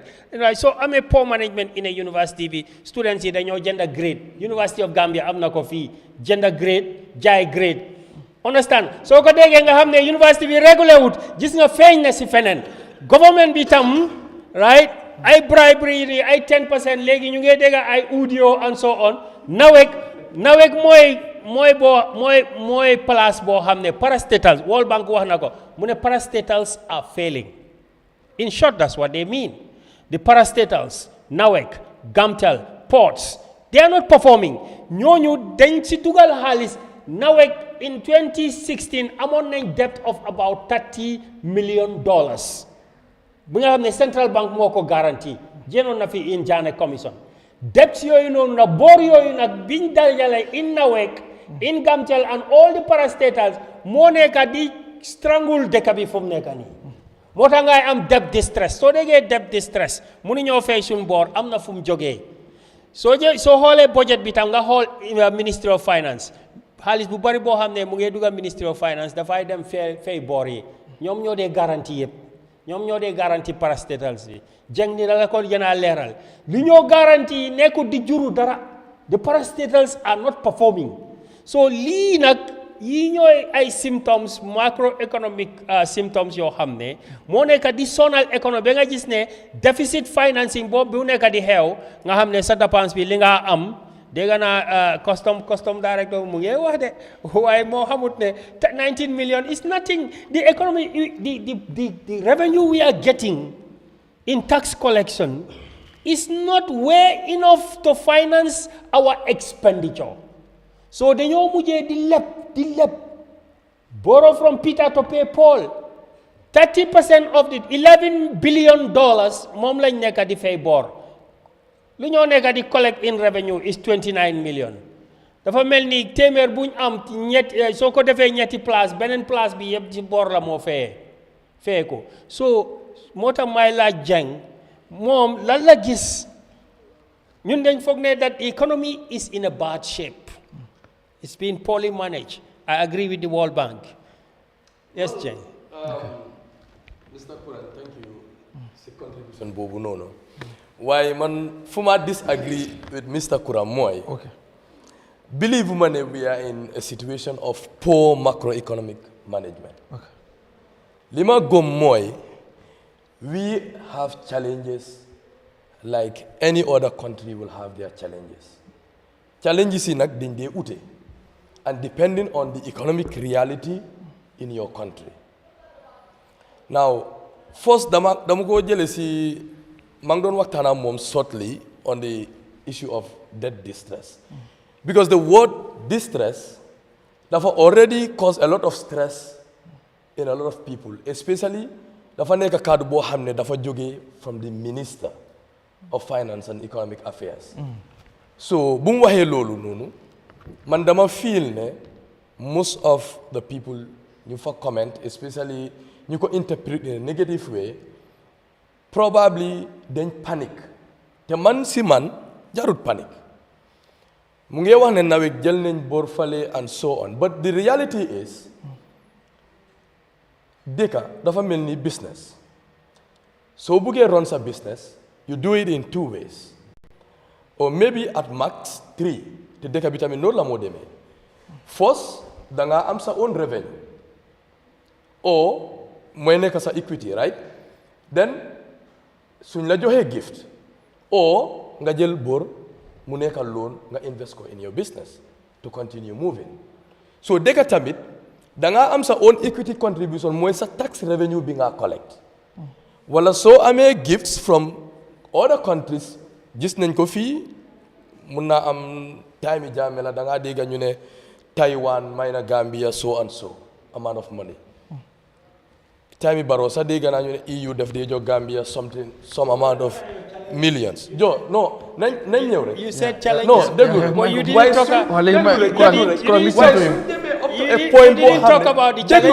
rek the World Bank has already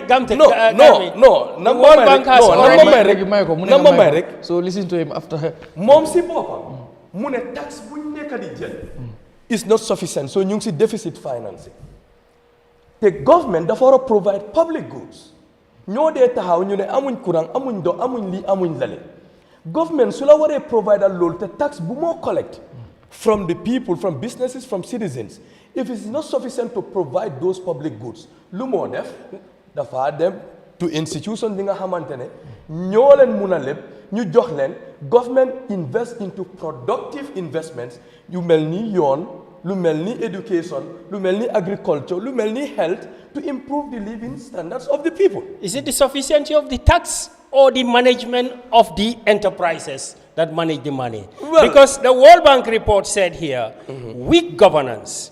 weak economic mismanagement, an investment climate combined with poor infrastructure, which resulted in declining enterprises' SOEs contingent liabilities. Okay. Continued rise in government credit costs, and weaker than expected grants. So you know that the problem is about the management of the tax money. No, I don't think it's just about the management of the tax money. Of course, comme l'on was at the university fee. In every institution, of course, you have some people who wouldn't do their business as they are expected to do. So those are challenges, right, that we face in this country. Why so wholly from 2022, 2023 coming into this year, this na GRA ñu try to boost what? The tax efficiency, the tax compliance. Ñu try to develop, right? So this is new develop, then realize that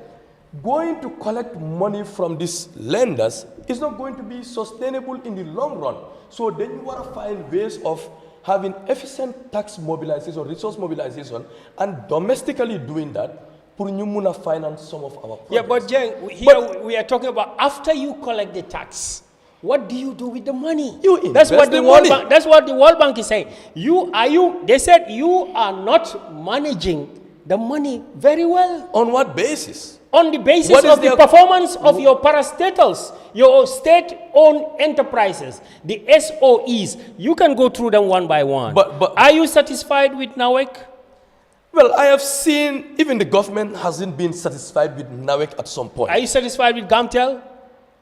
Well, I don't know how GAMTEL is doing, to be honest with you. The World Bank said they are not doing well. But excuse me. No,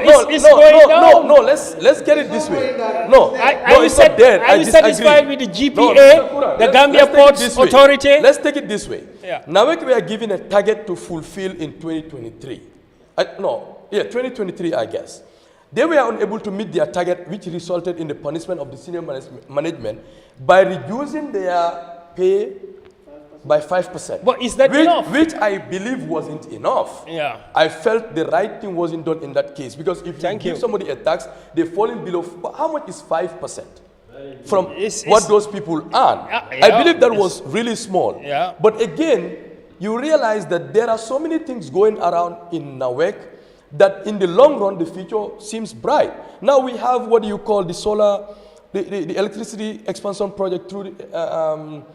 the solar farm that they want to implement, which is in Jambur, right? But also we have NAWEC investing so much in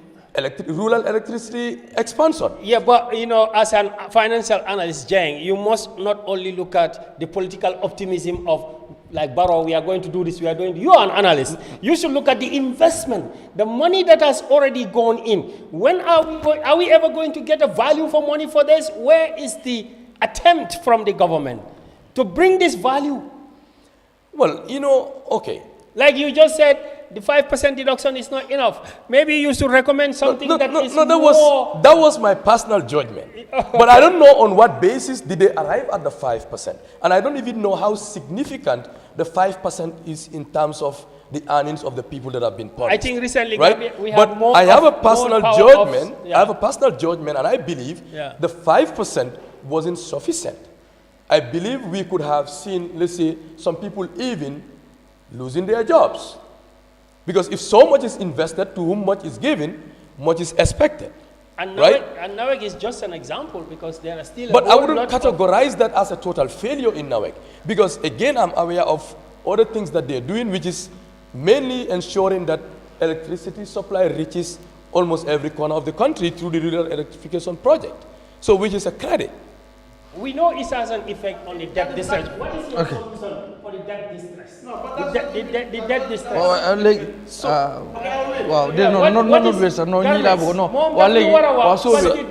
more than the minister be one now. The debt distress cause it can cause a panic when a minister talk, because he's the authority. Understand that? Why? He just said the facts, because World Bank limit bi luñwa ñom passé nañ ko ba paré. The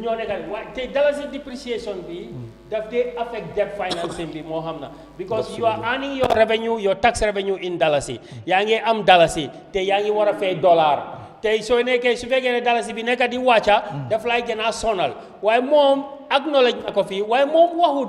naka lañ debt distress bi lan naka lañ ko mëna dindé. Hanga fuma bëgga waxé in the first place moy panic bu am si dëkk bi in the first place shouldn't have been the case. So they need you understand exactly what the minister meant. I feel the ministers words have been taken higher than he meant. Out of context? Out of context. Or maybe not out of context, but consumed with so much, I mean... No, but it will have an implication. It has implications. But again, my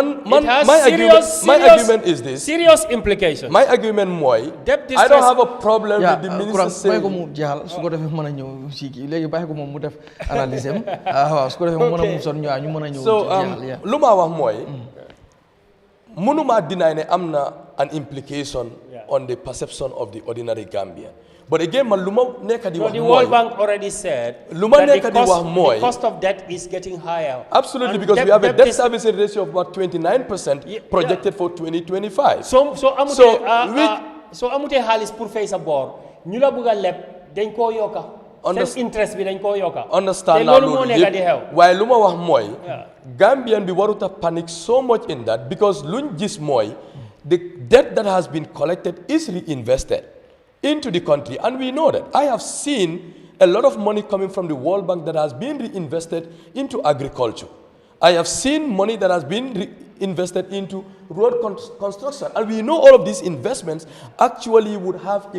positive economic implications for that matter in the long run. But why is the cost of debt increasing? The cost of debt would increase because we don't have enough resources domestically to finance the public goods that you and I and somebody else is asking the government to provide. No, and they have to be provided. Your cost of debt will increase because you are not managing your debts properly. I disagree with but how would you define the management of the debt? Yeah, like they said, you get the money, you invest it into the parastatals, and the returns that you are getting from those parastatals, the government is the oversight. The return is not satisfactory, then you are forced to go for more debts to service your original old debts. Okay. Therefore, the lenders are telling you pay more. I understand all of that. But the reality is, it's not just what is put into the parastatals we are talking about. Yeah, that is just an example. If you look at the chunk of our debt, what I have seen goes beyond what... Now, for example, the roads? You mean the roads? Obviously. Yeah, the president just went to Brufut and they said the construction of a highway from one end of Brufut to another is taking 5 years. It's taking what? 5 years. To construct what? To finish the road. It depends on the quality of the road and what is being done and the availability of the funds. That is where the money is invested. So, but when you invest money into roads, you need to do the job and complete it on time. But the job is going on. And of course there are variations. No, there are always variations. Okay. There is an efficiency problem. Kurang. Guy ñu ne nga may Seku Jang nga you allow him to learn. I gis Facebook kay ngi comments ñu ne Kurang allow Seku Jang to learn. So ñom ñu ngi enjoy seen reaction because dama bëgg ñëw Bojang tamit xam naa he has a lot to say and Duruja so refe ñu kii but xam naa ne Seku comme question bi rek quickly because bëgg naa joxaat Kurang tamit am na lu ma ko bëgg a laaj because dama bëgg ñëw ñu wrap up foofu man ak Bojang gi but question mooy léegi because ñu ci bari comme man bi nga xam ne sama xel màccut ci wàllu économie because man lu ma war a xam mooy su ma déggee ne the economic is moving wala is growing man li ma war a jàpp ne man sama bopp dama si war a gis sama bopp maanaam su ma demee si marché bi su ma demee fii but comme tamit dafay mel ni ñaari économie moo nekk si réew mi comme maa ngi am na ñuy gis économie bi am na ñuy gis beneen because of most of the time analysis yi wala ñu dee wax dafay xaw a féewaloo ñii dañuy jàpp ne because of comme Mamadou Sabally waxoon nag moom tamit économics la Mamadou Sabally waxoon ne comme Gambie moom IMF si la sukkandiku woon ba tey yow nan nga mën a jàngatee économie réew mi ndax yaa ngi gis jëm kanamam ndax yaa ngi gis mu ngi grow wala yow lan nga ko mën a gisee. Mr Garmi man yàgg naa di ko wax te nit ñi dégg nañ ma Gambian économie bi mu ngi grow ñun am nañ suñ challenges lu mel ni inflation lu mel ni youth unemployment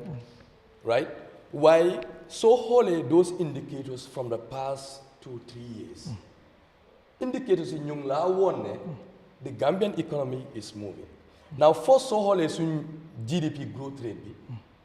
2023 was 5.6%. 2024, ñu ngi project it's going to reach 5.7%. Right? Even though am nañ suñ debt service ratio bi buñ project up to 29%, but ba léegi economy bi soo xoolee the economic activities in the country mu ngi wone ne ñun we are growing right waaye du mun a nekk overnight loo xam ne dañoo ñëw rek transform Gambia into let's say Silicon Valley overnight it's not possible and economy dafa nekk loo xam ne dafa complex right am na problème booy bugg a solve daf dee jur beneen problème te Mr. Kurang xam na loolu noonu you don't have an X factor solution to an economic problem because for example dama laa jox exemple mooy léegi soo bëggee let's say central bank suñ passé seen monetary policy bi ñu ne central bank bi dañu war a wàññi seen interest rate bi at a lower rate let's say ñu wàññi ko right loolu daf dee jox people the leverage or at least the opportunity to borrow at a lower level at lower cost when cost of borrowing is low lu happen mooy ñu bari dañ mun nañoo dem si banque bi jël xaalis te ñii suñ amee xaalis you have money in the hands of people that means we are going to have lu économiste yi di wax demand pull inflation nit ñi dañoo dugg si marché bi because ku nekk yaa ngi amee xaalis di nga mun a invest di nga mun a spend sa xaalis waaye the good side of it is ñu mun a borrow xaalis mun nañ ko invest si business ñu employ ñeneen ñi and then others will have a source of living so da ngaa gis ne economic situation bi dang dee am an optimal level waaye doo mun a am solution boo xam ne dafa solve the problem of the economy at once. Now, the cost of borrowing in the Gambia at the moment is simply because the government is crowding out everybody else because the government is borrowing and borrowing because they are spending and spending. The cost of borrowing is going. The domestic debt takes about 70% of the total debt. But we know that is also more reasonable cost-wise if we have to borrow internationally because ya wax nga ko fii already ne suñ borrowee from IMF and World Bank it is going to suppress our dalasi because dañoo fayaat in dollars. You borrowing domestically, nobody can borrow from the banks anymore. I don't think Bojang and others who are businessmen cannot go to the bank and borrow because the government is borrowing all the money. No, I don't think nobody can borrow from the bank. It's very expensive. I think those who have genuine investments that can pay back would definitely borrow regardless. How can you have a genuine investment when the bank we're rates? talking about what's the lending rate in the banks? The last time I checked, I don't know, but I think around 13-14%. It's still high. But Gambians were borrowing when I was in the bank at 27%. No. 30%. Gambians were borrowing. It's still very high. And even the NPL ratio at the time overall was below the threshold of 10% overall. So we cannot eat our cake and have it. Like we have to get it. We're going to have it in two ways. Then ko jëlee fii wala ñu génne ko because ñun amuñ enough resources at our disposal just to solve every problem that we have. All right. Dinaa ñëwaat ci yéen si boo yow laay ñëw bi ko xam naa ne si biiru façon économie bu kii nekk di wax économie boobu yëppul fenn kenn yeah I'm coming first I want this to be clear ne d'accord gu ma si te dama foog ne juumte bu mag la dëkk bi amuñu resources déedéet am nañu resources te dinaa ko wax lu tax boo ñëwee si economy it has to be innovative it has to be sustainable lan mooy innovative xam nga lu tax gamtal mu daanu dafa daanu peut-être ba lekk suuf yëguma ko waaw dinaa la wax xam nga lu tax mu daanu dafa nelew the leadership was not innovative pour dugga si affaire yi mobile teel asi technology yu ees ñu toog bee kiw sel ñëw officiel ñëw économie bi tamit su ne nii lam daan duddee si tax si jegte da ngay suppale ko si leneen that's innovation. Well, you have economy that is sort of raw from Jawara's time is still the same, no innovation, no anything. We are not proactive, we are reactive. Because why didn't you digitize your tax collection? Why did you focus on local revenue or resource mobilization to broaden the time? Allow me. there's time value of money. 5 years, you are spending that money just to construct for 5 years, and you know there's time value of money. You're economist. No economist. Why? No. Allow me. I do not object. Allow me. There's time value of money. Absolutely. 5 years. 6 months, 1 year. Economy la. Resources am nañ ko xam nga dama dee woon nit ñi force resource bu nga xam ne am nañ ko te xamuñ ne resource la mooy xel buy xalaat ñun lu bari si suñu office yi ñàkk nañ ko because lu ñu jàngal si school bi mooy soo gisuloo mu ne soo bëggee def business ñetti mbir moo fa nekk dañ laay may wala nga dem leb wala yow li nga am waaw dëgg la loolu am na waaye nag suñ la mayee wala suñ la lebee yow da nga war a dugal fële pour mu jur la nga dem dugal fële fu nga xam ne du la jur loolu yëfi dof la yow du affaire économique léegi ma jox la exemple pour moom mu understand ne that distress bu mu nekk di wax is a reality ministre bi moom xam na lu tax mu wax ko moo tam ku toogoon fi boo balaa moom mu ñëw mooy ba mu ne lan 52 millions rek la ñu mën a am from donors grants lu ñu pledge lu tax governance is a business dama ko dee wax te moom xam na loolu noonu ñu lay leb dañu war a make sure ne yow you are credit worthy xam nañ ne suñ la jooyee da ngay mën a fay waaye luñ la joxoon mënuloo ko fay nga ne ñu jox la wala ñu plain kan moo dof di la may xaalis di nga ko dugal si leneen te dinaa ko woon fan la nguur bi nekk di dugal xaalis bi nga xam ne juraluñu dara. fan lañ ko nekk di dugal. good tey nga ne yow da ngay sampay yoon for exemple Hakala lan mooy sa travel ratio bi compared to coastal road for example. And what economic value would Hakala give you? And what economic value would Costa Road, for example, give you? No, allow me. Lolu dahana. Allow me rek ñu ngay ñëw. No. Lolu hangaluta. Dama la may ma rek. Xana da nga bëgg wax ne léegi ñu nekk Hakalang they are not entitled to own. Moo tax gis nga kii moom. No, dama la laaj. No, allow me. We are not talking about entitlement. We are talking about what is going to be generative or regenerative, productive. Mu am multiplier effect. moo tax Koura mu laa wax ne ñun nekkul ne the issue is économie nekkul di grow lu nekk di yaa économie mooy dañ dee am xaalis duñ ko dugal fu ñu ko war a dugal. déedéet waaye soo waxee loolu noonu. dafa mel ni kon yooni Hakalang bi waruñ see dugal xaalis. déedéet waxuma la loolu yow yaa nekk di wax loolu. déedéet loolu nga miin kon lan nga miin kon laajte naa la loo miin waaw. economy is as basic as what. Opportunity cost daf day am scale of preference daf day am. Absolutely. yow dëkk bi lu yóbbu économie bi. amul lu ko gën a sola passé électricité for exemple ak yoon. nga am xaalis bu nga xam ne war nañu asi électricité bu nga xam ne daf ñu asi usine. nga jël xaalis boobu noonu nga jëndee ko oto nga yokk salarié. loolu ban façon management la. waaye that is it. waaye yow li nga ak yu noonu. That is it. No, Mr. Kuran, that is not the matter. That's the matter. No, dama feel ne. If the World Bank says. In fact, that distance is caused by internal and external factors. Dama now, feel if you want, let's concentrate on the internal and move to the external. You will see what. Dama feel ne. That distance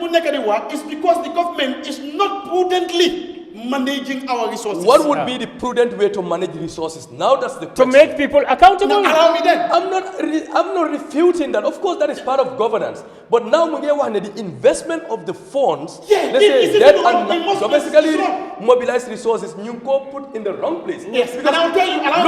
you. Implicitly, pour jël xaalis mobilize money dugal ko si yooni Hakalang bi fekk yaa ngi am Costa Road. No. Lu mu starté let me help. What is mu starté mu ne la yoon boo xam ne yaa ngi ko war a jeexal in 6 months.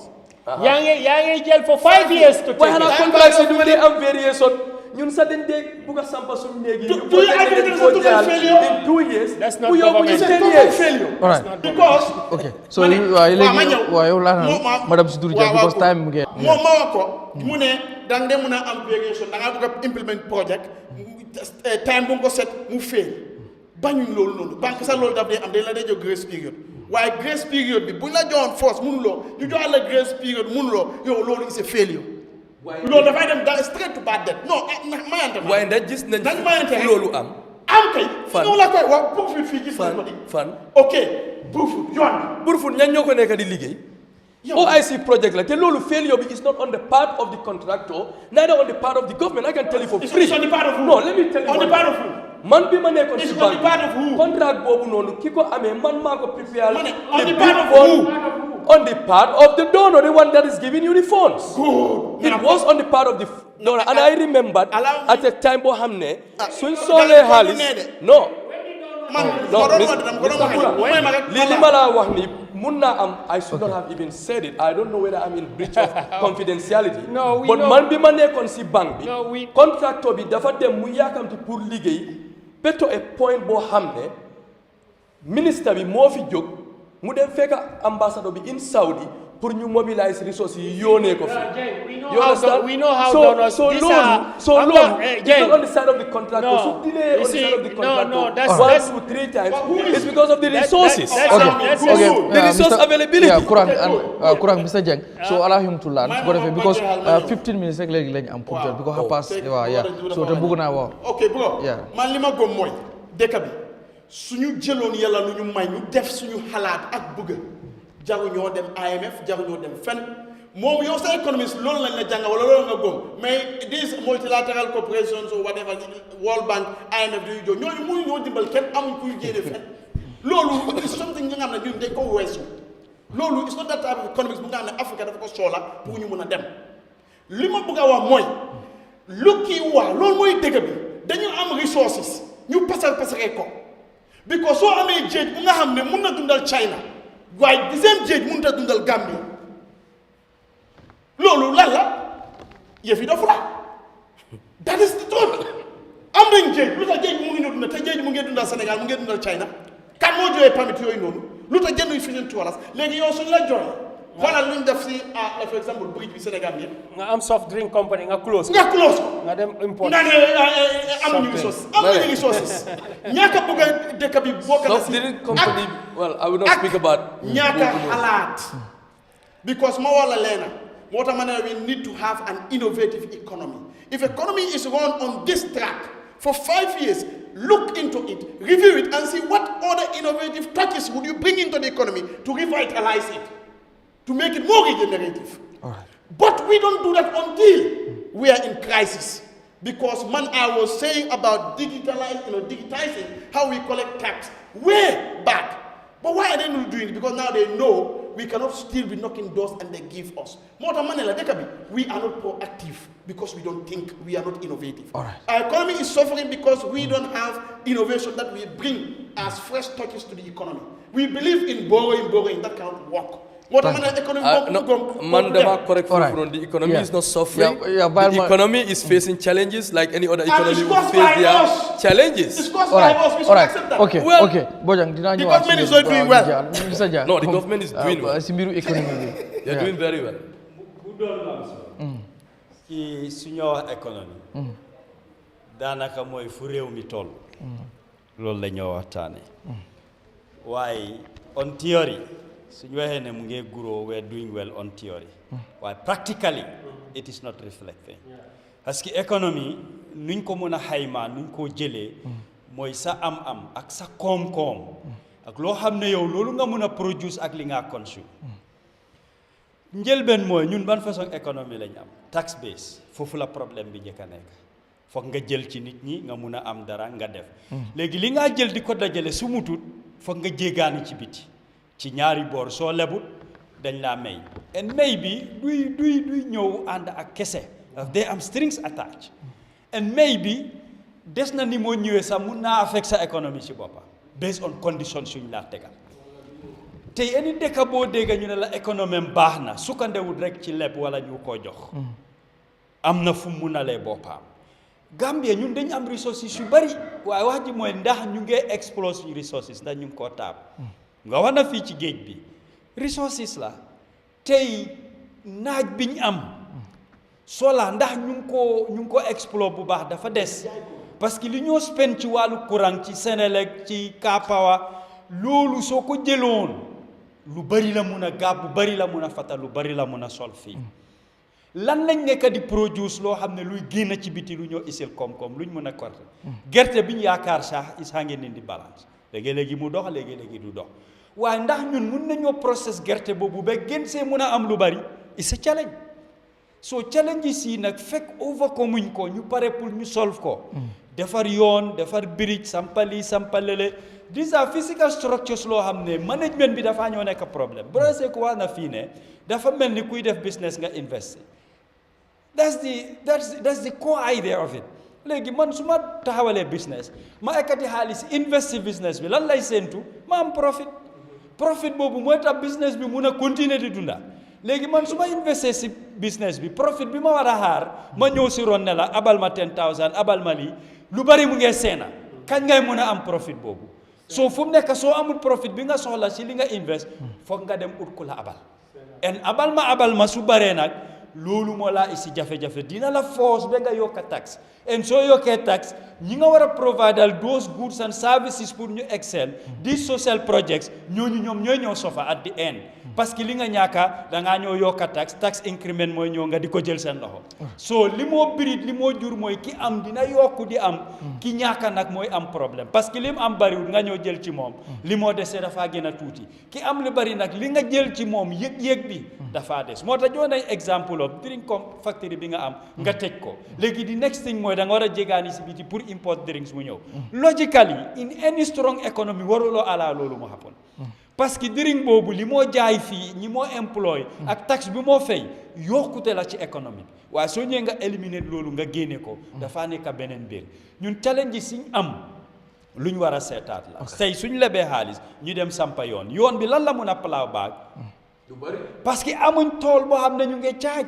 foofu la ñu war a xool priority léegi priority in a sense ne gis nañ fi yoon yu bari sax quality bi si boppam is a challenge xaalis bu bari nga si def mu saaf la diir bu gàtta mu commencé yaaw léegi pour nga defaraat ko da nga war a pour investaat lu bari waaye li ñoo xool mooy ñun lan lañ nekk di produce lu ñoo isil koom-koom loolu moo nekk a very big challenge fii li ëppa li ñoo jël ci biti li ñoo may ak li ñoo leb soo xoolee suñ deb fu mu toll so ministre bi su waxee distress man foog naa ne loolu lu ñu war a soxal la lu ñu war a ñoral la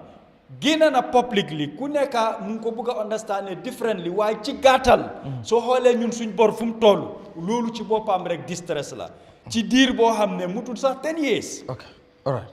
liñ amee ci bor dafa dabul ba teg bugguma koo daw waaye lu ñu nekk di wax am na fu mu waxee comme roads yu nekk di sampa